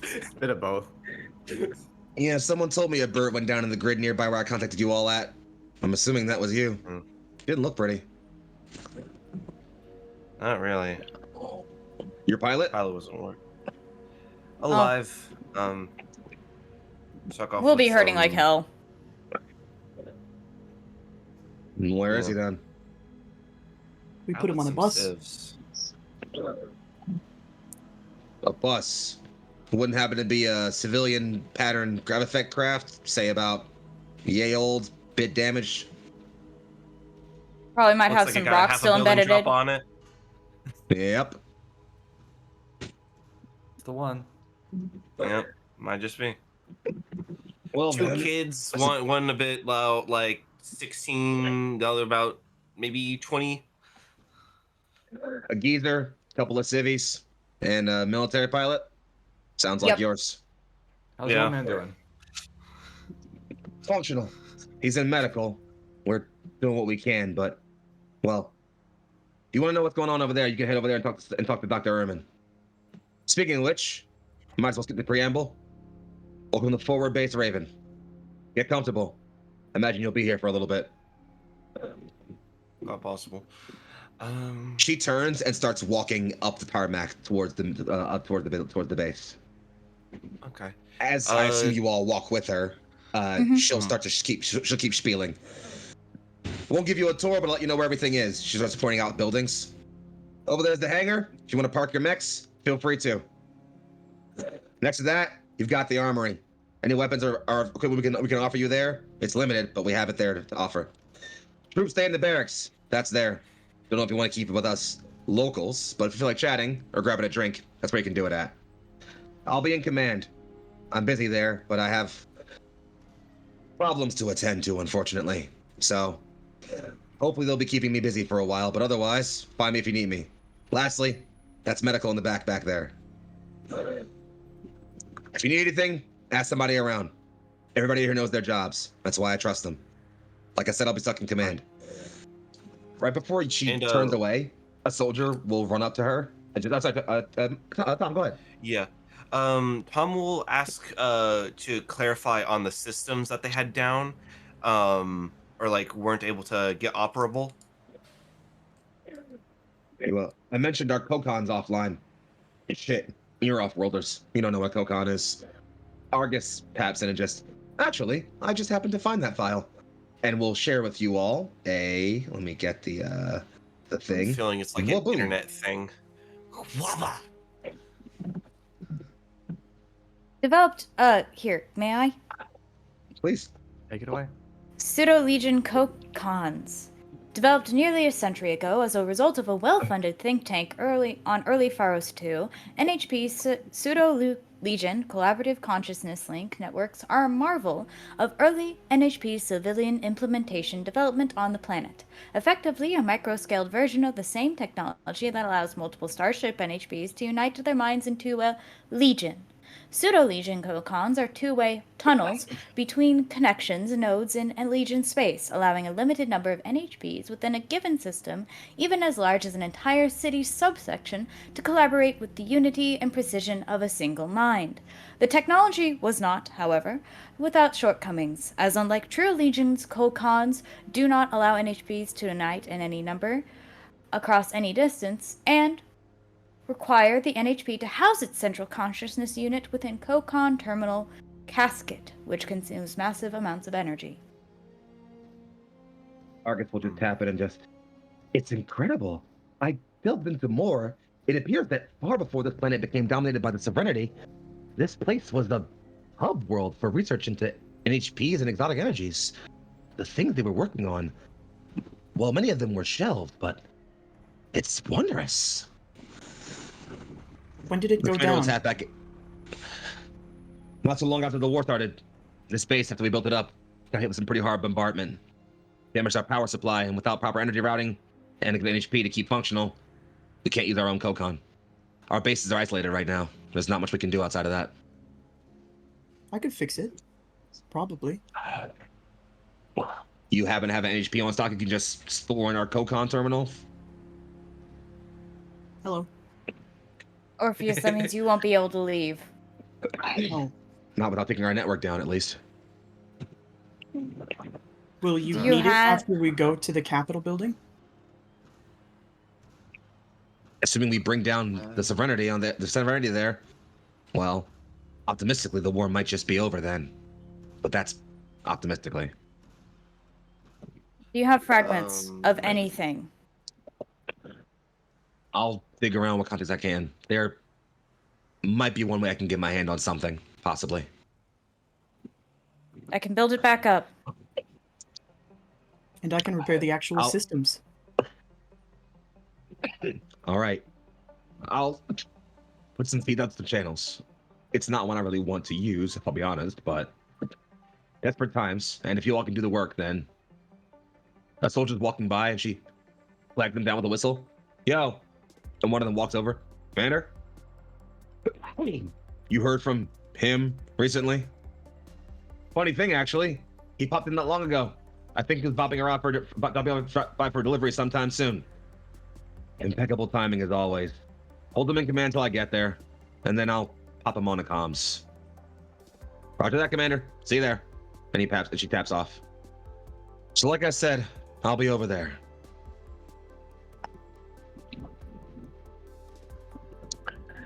If you happen to find any other leads on getting any spare NHPs around or anything like that, you let me know. I don't expect anything, but, well, I don't know what you Union guys have up in orbit waiting for you. Let me know.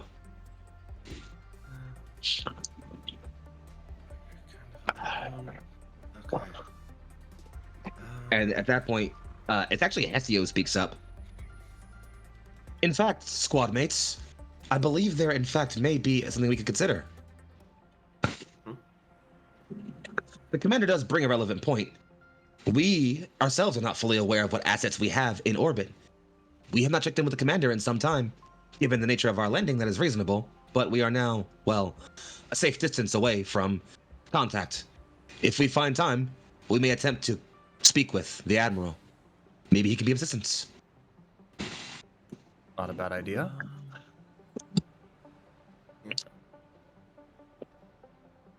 Tom? Nonetheless, Yeah.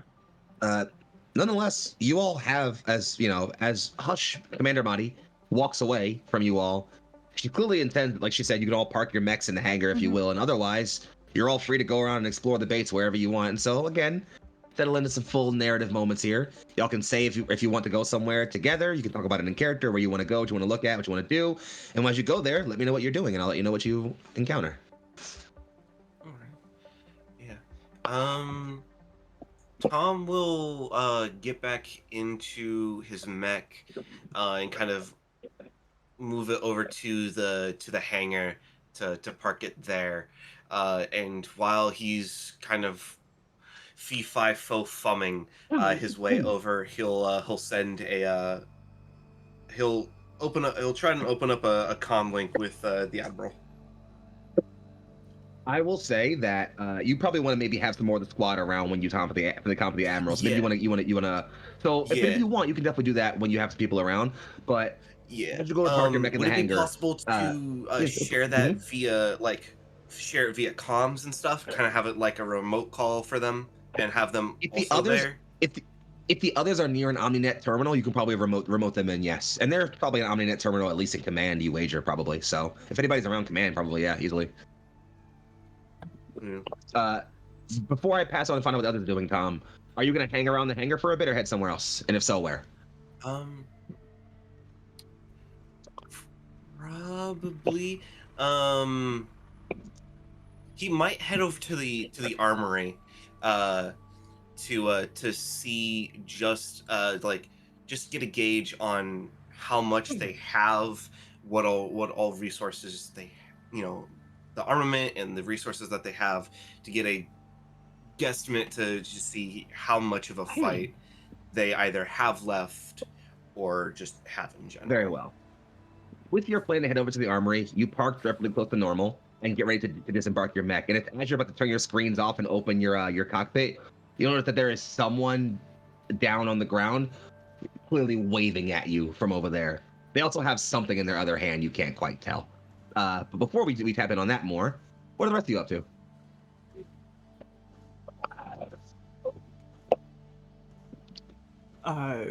Orpheus is also going to move Don't Look Back to the hangar and is probably going to keep an eye around the hangar for any scrap piles or any extra loose equipment, not just for their mech, but also to start getting work on the Kokon. So then Anything you not also would bolted see. down. So you would also see as this person is flagging down Tom, and also you as you're coming out of your mech, and we'll catch back on with both of you in there for just a minute. That might be a skill check for you though, or to work on getting the Kokon fixed in a minute. We'll come back to that later.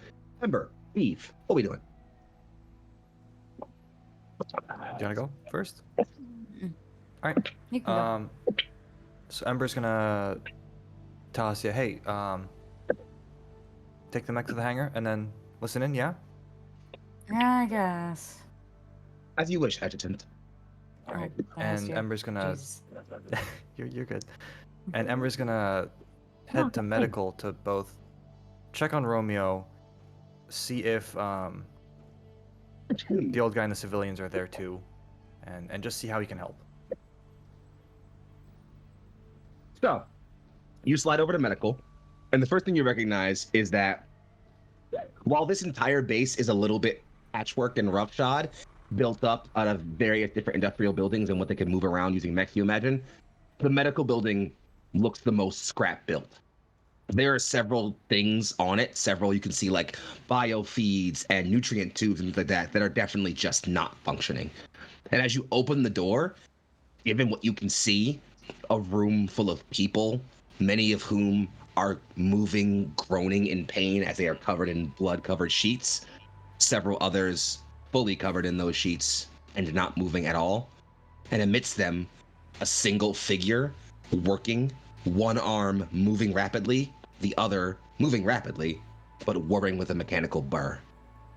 And we'll come back to you in just a moment. Madam Churchkey, what you up to? Yeah. Well, she's got Argus in one arm. And is just standing and staring around at the base she's got before her.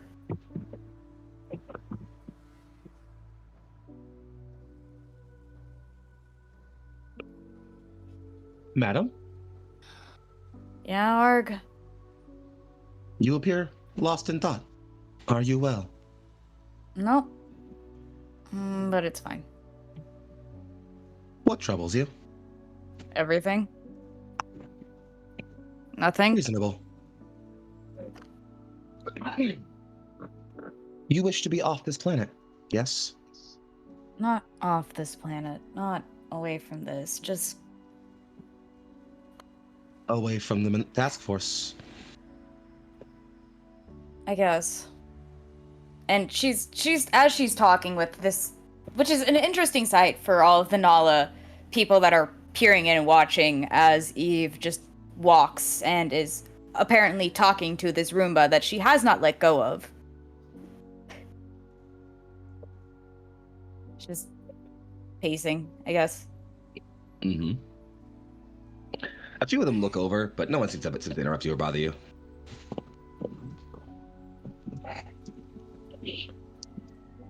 It's not just away from the task force, I guess. It's just... Is this even a good fight at the end of the day? What is a good fight, ma'am?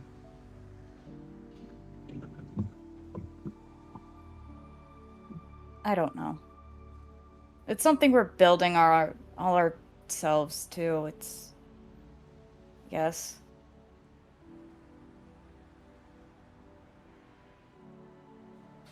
He smiles. Kind of, not in a way that you can tell, given that he doesn't really have a face. But that prismatic gem that represents him pops out of the hologram and whirs and whirls in several patterns. A good war is a war worth fighting. A war you fight not because you want to win it, but because you need to. That answer is different for lots of people. I believe I already have mine. But I ask because I think you need to find yours. What is a good fight? What is a good war? And when you know what it is, how will you go and fight it, ma'am? I don't think I can find it with the Union. Not all of it. Perhaps not. But in my time that I have known you, I have never known you to be anything but lacking for options. You are perceptive, crafty, brilliant, but bookish, unassured, flighty.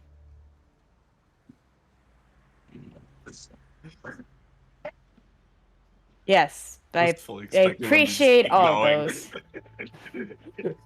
Appreciate all the negatives being read out loud too. Arg, that's so sweet. However, none of that has stopped you from becoming a great pilot, nor will it stop you from making a mark on this galaxy. How you do it is up to you. Know that wherever you go, I intend to be there to see it.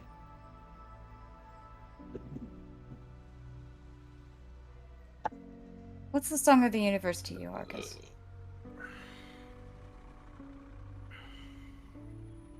Silence. The universe is a quiet, cold, empty place. Humanity, life, brings its song. Joyous, joyous song. But a dissonant one. Creation's own quiet melody.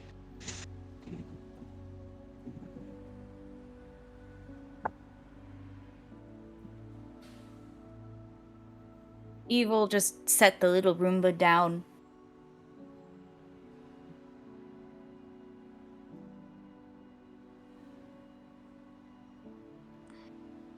I think to me it's like home. You know, the work songs from the miners, the hitting of pickaxes, mining out the iron ore. Just the quiet, oppressive everything of the tunnels. And yet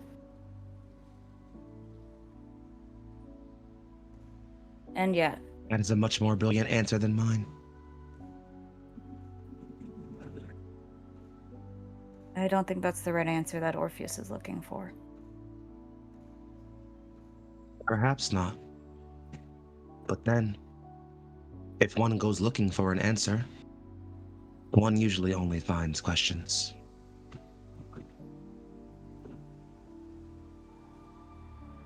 Arg. Hestia worries me. A lot. So does Orpheus.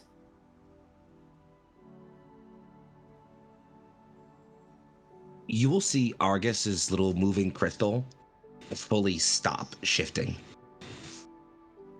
Madam? Do you trust me?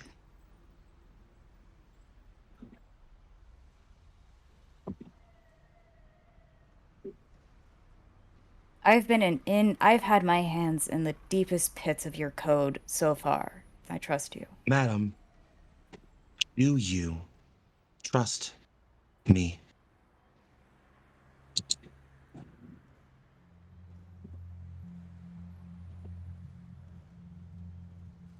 Argus?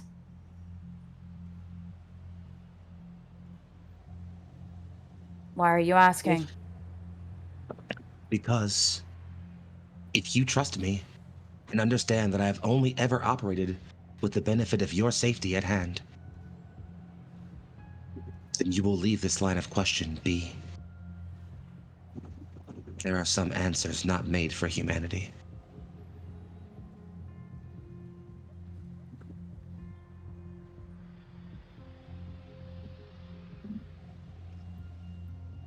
But I know you are a curious mind. I will not divulge anything from anyone.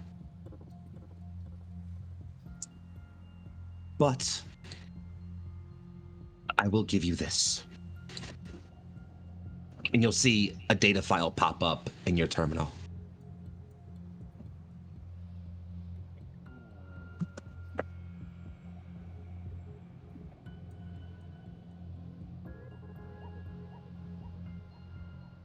Anyone care to read it?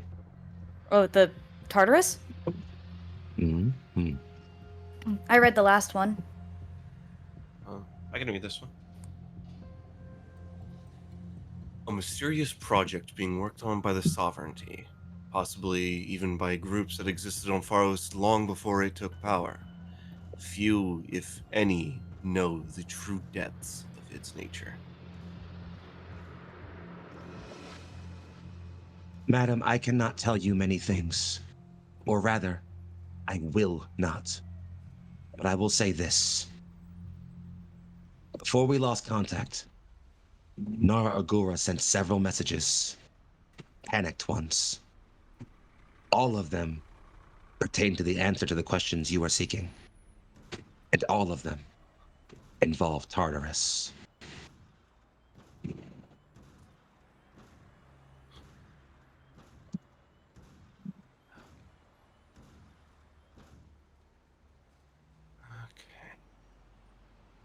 So you're telling me that you won't tell me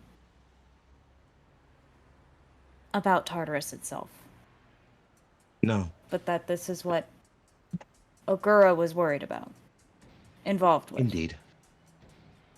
And while I will not expose you to something that I feel you are not prepared for, I will never stop you or limit your own free will. Delve deeper if you wish, madam. I will be beside you the entire way. But know that only a harrowing truth awaits.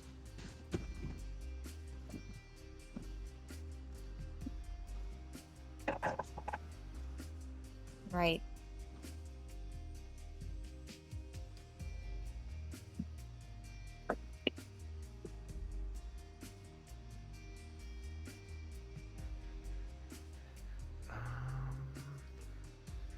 And I think if you're cool, maybe we slide that Yeah, scene out right slide there. that way. Let's slide out on that end line. That's Let's been slide out enough on that Eve cool one. screen time. And let's tap on back over to the hangar real quick. As our two friends notice, as they come out of their mechs, a figure waving them down. It appears to be, well, a human, clearly. Tall and muscly. Adult, clearly. And covered in a heap of grime and oil slick that you can tell means he has been working in this hangar. Maybe looks like for the past several years without ever resting or sleeping. That's hyperbole, but the dude's covered. Yo, you all look new. And those are some pretty toys. Yeah. She don't need too much work. I have a feeling you're the manager around in the hangar. I keep things working around here with whatever scraps and parts and my own spit and free will I have. They call me Kay. Nice to meet you, Dom. He shakes your hand. Wait a minute. He kind of comes up and actually snags your dog tag, Tom, like kind of pulled it up a little bit. I know that crest. You were at Atlas 7. I was. That one was actually a really good fight. He pings up and he pulls up his own tag, and you'll see a dog tag similar to your own that doesn't have as many tags on it. It does have at least one or two of those similar crests, and there's a similar one matching the Atlas 7 campaign. I had my first year back then. I'm an engineer. Would you believe it? Interesting. Hang on. Can I do a what's it, like a pull rank kind of thing? It's I want to see if Tom would remember his call sign or if he had one. Yeah, absolutely. Go ahead and make the roll. Yeah. That is a 15 total. I think as you look, you're not able to tell his call sign, but given the tag, you're able to tell what division he was in. You can go ahead and make up the name if you want. God damn it! You put me on the spot on name. Sure did. Fuck. Longbow Bravo? Wait. You aren't from the 15th, are you? I was. Well, what do we have it? A shit diver in my own midst. You think I'd dive for this again? And with that, he will go for like a full hand clap and do a hug. Oh yeah, no, fully. He fully embraces you, pat you on the back several times. As he comes back around, you'll recognize his other hand is true to his pick through, has a rice ball in it, which he then takes a firm bite out of. Just, Staff and Sergeant, just looks. what is it? What are any of those words supposed to mean? Why does he think our lancers are toys? It's a common phrase. You know how sometimes pilots will say, "Let's have fun with them." That one has always vexed me as well. Tom like tries to try and sort out ways that he can explain it, and I'll have to explain it later when I have more time. Or if you suddenly feel a burly hand at the top of your head that swivels your head around to look up at K, and then starts moving it a little bit left to right. Gen 7? I'm unfamiliar with this term as well. You're a Gen 7 NHP. I can kind of tell from the unique quirks in your paracode. This casket is high functioning. Looks like Grim and Sons, if I had to guess. It is. Well, you're from a prole world then. Good to have you on board. Why do you think our mechs are toys? The third of phrase. You think about these things, and when you're out there, you try not to worry about the fact that you're piloting a walking nuclear reactor and 40 tons of steel and enough weaponry to level a small town. So you euphemize. They don't have to be death machines. They're just toys sometimes. Pretty ones if you let yourself look in the right way. They don't have to be death machines either. I have found ways to utilize mine without killing the pilots. Huh. Well, you'll have to let me look at that combat data sometime then. I will send you the specs. I would prefer if you did not touch my toy. He says, understandable. I'm hands off. There's already a very greasy handprint on it. I also think that altar was parked in there, but Oh yeah, just he's looking at all four of your mechs right now, Cool, and just. perfect. Oh, these are pretty. Yeah, no. I won't mess with Union Toys. I'm sure the warranty on these is way more than my salary can get me. I'm not getting paid, by the way. Staff Sergeant, is my mech on Union insurance? I mean, you're deploying with us, I would think so. I mean, But unless you were subcontracted. No, this is my mech. I built it before I got off planet. Am I... Well, let's see. Well, listen. While you took a Considering you're- union lawyer on, while you took a union lawyer on hand to find out the copyright claims for your mechs, he looks over and sees a loader truck, a loader Gravcraft coming in with a damaged, mostly destroyed-looking mech husk piling in, and I'm like, he looks over and just, duty calls yet again. But before I run off, how'd you get here? On the planet, I mean. We fell.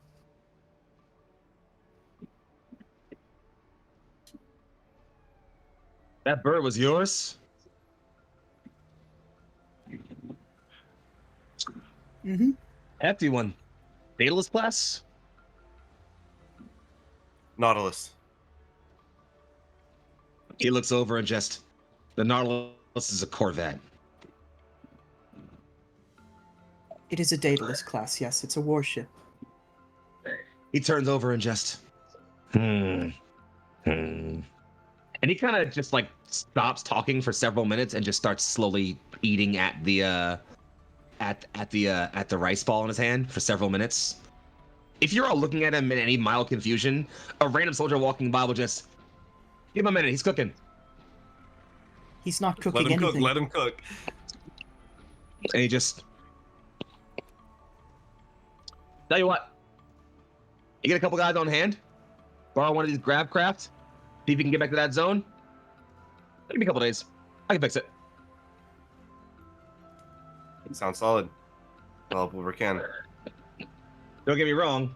I'll be diverting most of my time to it. But I don't know. Maybe the union can throw me a few mana for fixing up one of their birds.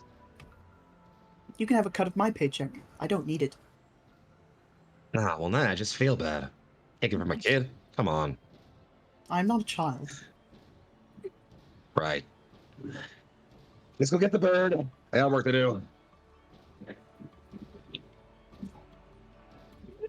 So, let's pull out there as you all are left there to yourselves. Sliding over then, back to medical. Ember, you are facing in front of the person who has their back turned to you and is clearly working on helping someone. Although, as you come in and finish the door, they lean back and just... That's all I can. Goddesses be with you, all right? She turns. A new face. Hello. Hi. And who might you be? Call sign Ember, part of the Union. We're, kind of stuck here for now. Oh. You wouldn't happen to be amongst that bird that fell down, would you? Yeah, unfortunately. Ah, well, luckily for you, I have your pilot. And he'll live. He won't stop flirting with me, but he'll live. Sounds like Romeo. That's him, all right. That's Romeo. Oh, good. He's actually back to himself. Fantastic. My manners. Dr. Selena Ehrman. Sorry, Dr. Selena Ehrman. Oh, she's cute. I said that out loud. Damn it. You did. He's cute, and it's fine. They are cute. They're Mm. cute. It's fine. Beautiful. I made a mistake myself earlier. Well, you shared part of your story as a crash landed to our planet, so I'll share a bit of mine if you have the time. I could use a bit of a break from all of this work. Of course. Well, not sure how much you know about our little dust ball, but I'm originally from, well, the bigger dust ball, she says, kind of pointing out of the window towards the sky where you can see the imposing figure of Pharos I, the planet this moon orbits. I worked as a frontier medic there who originally started becoming a school teacher eventually. I thought it would be helpful to do good work and eventually thought once mining operations dried up on the planet that I could move to Pharos II and teach youth in the city outskirts. Before the war, things were devastating there, and once it broke out, it only got worse. Eventually, I settled outside there. I settled outside of Port Mott with my partner and worked there for a long time. Things were good for a while. Yeah. It's always past tense, isn't it? Indeed. I won't level you with the details.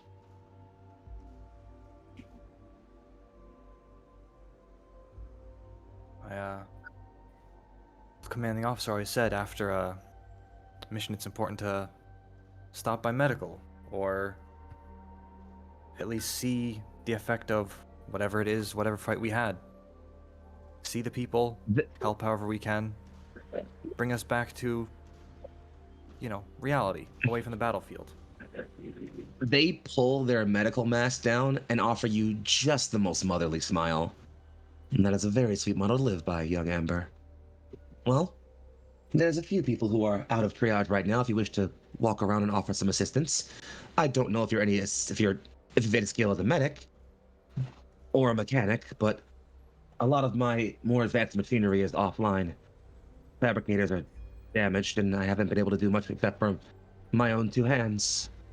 Well, and they kind of hold up their arms, and you'll see that they have one fully functional hand and one prosthetic. Well, my one hand. Yeah, well, let me know if you need any help with anything. I'm not the most capable medic, but I've had some training. Then you'll come with me. I'm gonna crash course right now. All right. And in the same way that smile was motherly, the way they say that is in the kind of tone where it's like your mom says, go do this thing. And it's like not a demand, but you definitely aren't saying no. All right. They shift you over and just, as they kind of go to put their gloves back on and offer you some gloves and a mask and just, frankly, I wish my commanding officer would visit more often. Well, she seemed pretty busy. She's always busy. Yeah. But I don't blame her. No one fights harder. Given what's happened, I mentioned I wouldn't spill and I won't tell her story. But I'll say that her last name comes from our hometown. Port Monty was a beautiful city. Lively. Proud.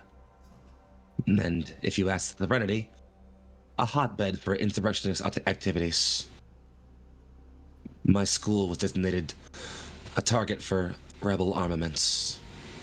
And thus, when an indiscriminate bombardment hit it, it was swept up, leveled. Many of my staff were lost, many more of my students. Sorry. We lost lots. The war has been long. It's taken so much from so many of us. Some of us do what we can to help out to alleviate the pain. Others, and she looks towards the door, or they look towards the door. Others just fight as hard as they can until the pain stops. Yep. That's what we do.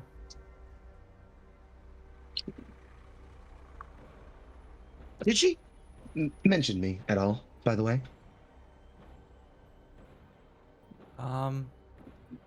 No, not by name. Oh, it's no worry. And they kind of begin to work at their craft again. I am a bit too old after all. That's not true. Oh, Ember, you flatterer. And they kind of swat at your arm a little bit and just, now then, if you'll work this suture here just gently, you'll see there's a bit of shrapnel in the bone there. It'll be gentle. You can slowly pull it out. Be careful, all right? Deep breath. Think about something very calm. I prefer gentle waves. You might prefer a soft beach or a plane. I'm not sure what your home planet is like, but think of something quiet. Inhale and pull. Yeah, Ember will picture, I guess, just a large cathedral. There is almost no sound. Maybe you might hear the like a small pop here and there of like a wax candle, burning. And he'll pull. With a solid pop, you'll see that bone fragment slides out, or the fragment of shrapnel slides out of the wound. And she says, or they say, marvelous. And the soldier will just say, yeah, I feel better already. Thanks. You're welcome. And they kind of hold up their fist to you, Ember. Give him a fist bump. He nods and puts his hand back down. The doctor, who just looked down at this, it's a ceremonial gesture. A show of solidarity between warriors. An acknowledgement. You are welcome here. An acknowledgement, huh? A thank you, if you will, for fighting with us. Thank you for, allowing us to help. But of course. Now then, shape up. No more wounds. There are more wounds to tend to. Right. And they without any more preamble, begin to move you through more wounds and treatments as the camera slowly slides away from the medical room, which, despite all the macabre around it, has a bit more peace to its aura. It is just then that all of you, as you're all taking care of your various things, will notice that you get a ping. It's an overall squad comm, an indicator that you would know that you are being pinged from the fleet.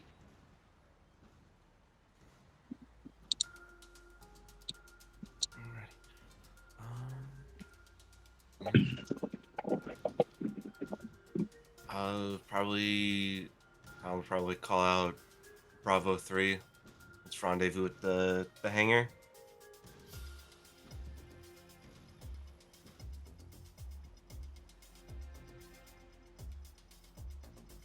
Chaos as a person is not much of a leader.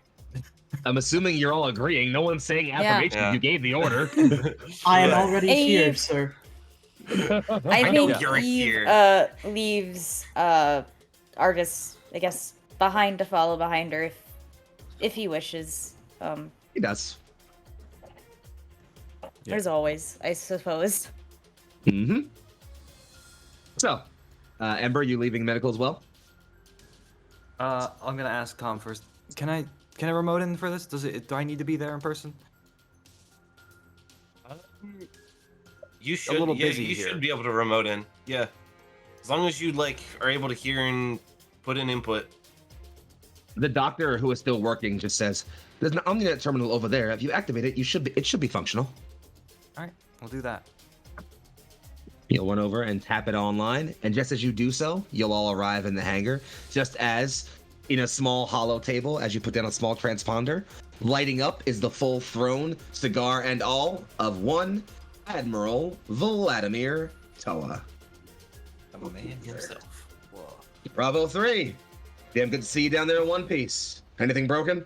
Besides the ship, I mean. Romeo's roughed up Look- pretty bad. Yeah, Alive, he should be but roughed fine. up. Well, good news is good news, I suppose. How's everything up there? Report. Functional. We're engaged in orbit, picking small casualties, but with acceptable losses. Give it as good as we got. These guys might have some powerful guns. Their fighters can't move like shit, though.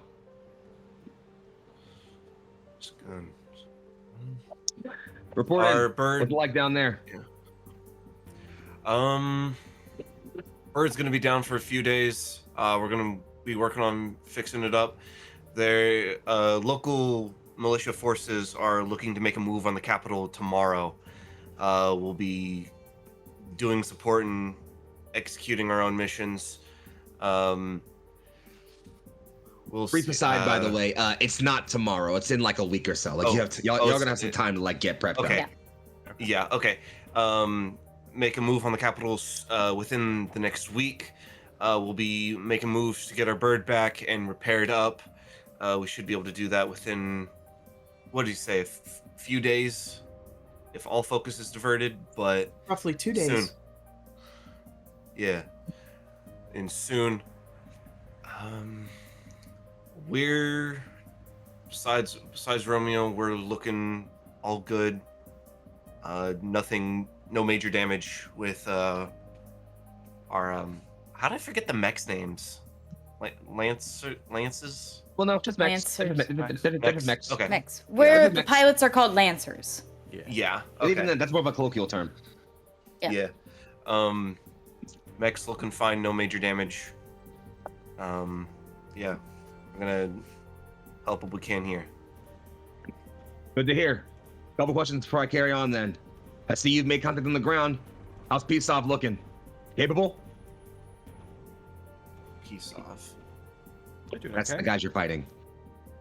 Oh. Flimsy. Their pilots are, the majority of them are not well trained. If I remember correctly. That seems reasonable. After the wave event hit, they began mass conscription, enforcing lots of young people into the army, training them up as fast as possible. Part of what sparked the war. Conscripts. That explains a bit. Doesn't explain a whole lot, Huh. though. The Harrison tech they've got's pretty more than just basic conscript. We've already faced up Certainly. against chess masters, bombarders, scouts. It's not pretty out here. It gets worse. It ain't just the mechs. You met Stasis yet? No, and I don't want to. Then call yourselves lucky. Oh, okay. Yeah, that was her name. Okay. Yeah, For some they're reason, I my... thought Stasis was the commander There. of the station No, we were at. no. They're the command, the singular mercenary that was Indeed. hired. Hmm. We dropped 2 squads in Alexandria besides just you. Alpha 7 and Alpha 8. They both had encounters with a strange mech with powerful abilities, way too fast, and weapons that were way more capable than what Peace Alpha was wielding. We've lost both squads. Shit, already? Peace Alpha might not be worth much individually. They have an overwhelming force and well-trained mercenary amongst them. We don't know more about them, but, well, that's where you come in. Ask around, get local information, find out whatever you can. Gain leads. Tom will have a little pen they'll write on their arm. Stasis. And then, like, a big question mark. Follow on point then. You said they're hitting the capital. Yeah, that's most likely based on your where our com- target's going to be. Based on your comm coordinates, I'm reading you in some sort of industrial park in the western sector. Looks like some kind of forward base for Nala, I'm assuming. Forward base Raven. Correct. You want to get on our logs. Appreciate that intel. How's it looking over there on the ground? Was Tom able to take a look at the armory and other stuff? So yes, I would say, Tom, from what you can tell, looking at the armory, the weaponry they have, even looking at the hangar for the mechs they have, Nala is armed. They have mechs, they have weapons, they have ammo, they have equipment. Do they have a lot of it? No. Do they have enough of it? Barely. Do they have enough to keep fighting? If you ask them if they had a single bullet in one gun with one mech left, that's enough to keep fighting. So that's Let's see. They're operating on narrow margins, and that's putting it nicely. Ember, what's their medical look like? It's not great, but it'll do for now. Alrighty. Well, if Their the building top is- lines see. Buildings are ramshackle at best. Yeah. to be expected. It's a guerrilla operation. They're not well funded. They're supplied somehow, but I'll be attempting to do some repairs while we're here to help them recoup. what do you be working on? Cocons. Toa, do we have any broken up pieces of NHPs lying around? They're gonna need one. Not quite sure. What for? To run their Cocon. You guys know what that is? You'll see Minerva kind of creepily manifest, almost in a servant pose, but holding out her hand, which had like a file manifest on top of it. And he's just, hella tech. Interesting. They want to get one of those online? Seems reasonable. Give them better seats, give them better command and control, better coordination, better logistics. Reasonable. Minerva says, and doable. We don't have any fragments on hand, but I don't know if you guys understand this. I'm a 12th generation NHP, and we're within orbit. You coordinate me close enough, I can tap into that thing. Oh, excellent. But when... Yeah, but the problem is to keep it online after we leave. I'd have to coordinate it for a while, which take approximately 72% my processing power. Those would still be here amongst the fleet. Would that harry you in any way? The Admiral says, not in a way that matters. You think I can't do my job? That's not what I said. I'll be fine up here, Orf. Okay. Just want to make sure we don't cripple you for this. Totally reasonable. In fact, we'll be okay. I'll be deploying a Minerva in a casket, or at least one of her offshoots in a casket down there towards the surface to establish it in the compcon. Linking with their cocon. Linking with command, get it locked in, and make sure everything's okay. Ready for Titanfall. I'm sorry. Oh, it's funny you say that, because Toa actually starts to kind of like finishes his cigar, and you'll see him kind of like, damn, and then turn around and pull another one from his jacket and grab his lighter. Again, there are plenty of ways to make fire without having a traditional lighter in the far future, but Toa please just keep it pretty old-fashioned. So, which reminds me, you're hitting the capital city complex, yeah? That's a hell of a party. Party's gonna need new toys, I think. Yeah. Wouldn't go amiss. Well, you're lucky. You're breaking the orbit. You're breaking the air defense field. Means we can send a couple dropships. And I've been in touch with some contacts and been monitoring your records for a while. I'd say it's within my authority to offer you all a field promotion to license level 2. Tom will do a little bit of math in his head. Oh. Which means you all have access to new frames. We'll print whatever we can up here in orbit and send it down to you. I don't know what they have down there for printers, but try to keep those frames intact if you can. Eve just like sort of looks over at the hangar around trying to find a printer at all. There is one. They appear to be able to print parts with it, not full mechs. Only printer they've got's about part capacity. No full mech frames at all. That'll send schematics too in case you break anything. Be careful down there. Perfect. Be careful up there. Minerva, Yes, ma'am. Argus has informed me of something troubling, including the messages that were sent from Dr. Agura that were scrambled at best. We're dealing with something You called mean about Tartarus. Yep. It's in our records. We're not fully aware of what it is. As we understand, it's a project of some kind. Dates back to a research group that, as far as we know, may predate the sovereignty. As you all likely know by now, Pharos II was a hub of research in exotic things far before the sovereignty came to power.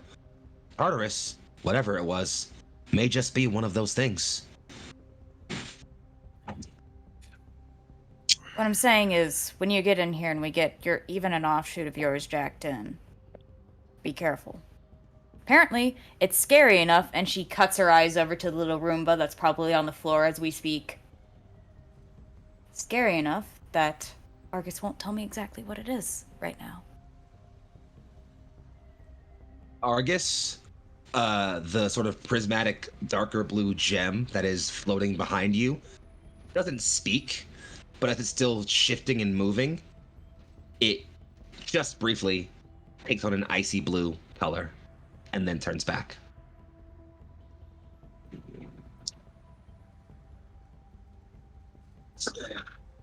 Well, I'll be on my way down soon, Minerva says.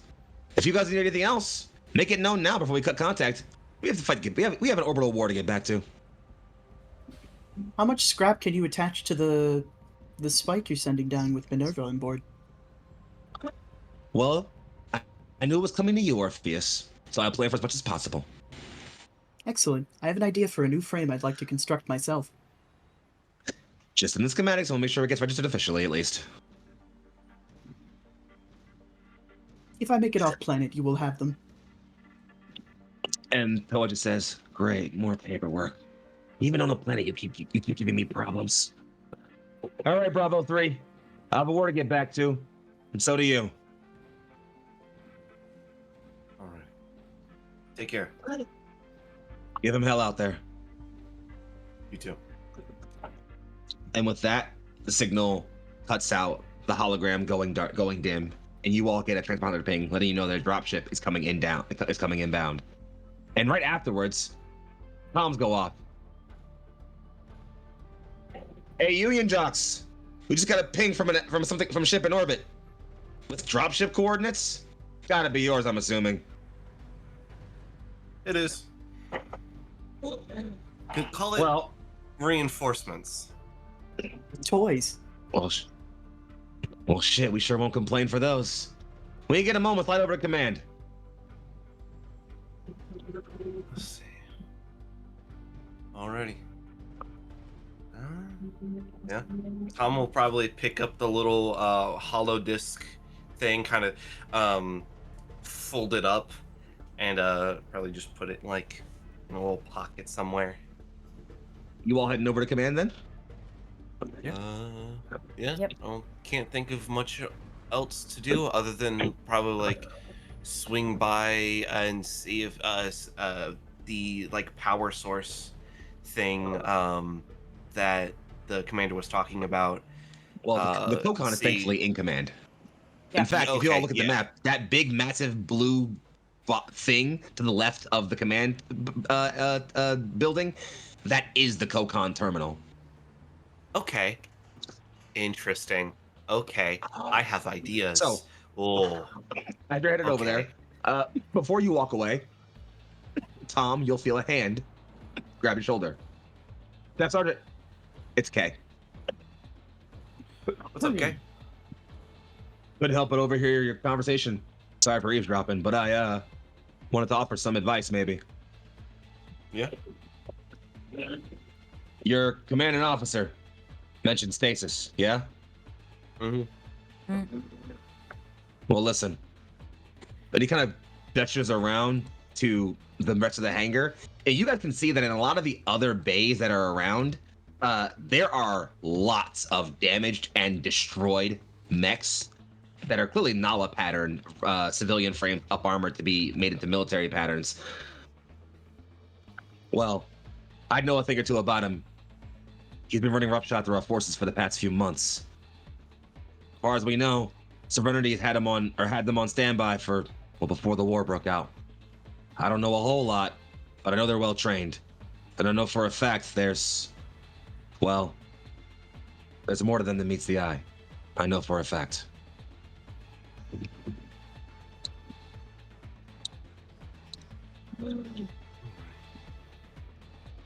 He kind of like he kind of cuts his head away and just hate that I can't offer you more than that. It's just a bit of a strange gut feeling. I saw their face once when I was going to field repair. Blindingly fast. They came out of the cockpit for a moment. So damn young. Listen, just if you gain any insight, keep your wits about you.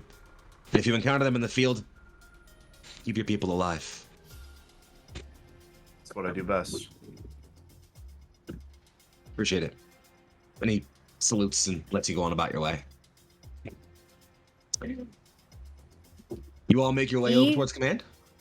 Sorry, Yeah, please. but No, Eve Eve, is. please. Yeah, no, she's just keeping a very close eye on Argus after noticing that whole icy blue bit. That doesn't seem to happen again in the time you are watching him. Eve, did you think of an answer to the question I asked you earlier? I don't know what your song is to you, Orpheus, but to me, the song of the universe is home. Back on Typhera, we were a mining planet much like this one. Iron was our core. Still is.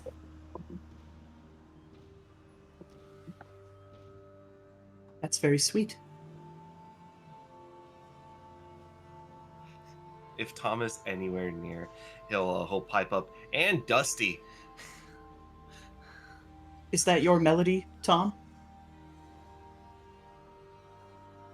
Melody of what? The universe. Let's see.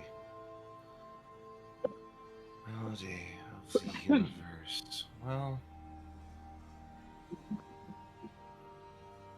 I'll have to think on that. I'll have to get back to you. Okie dokie.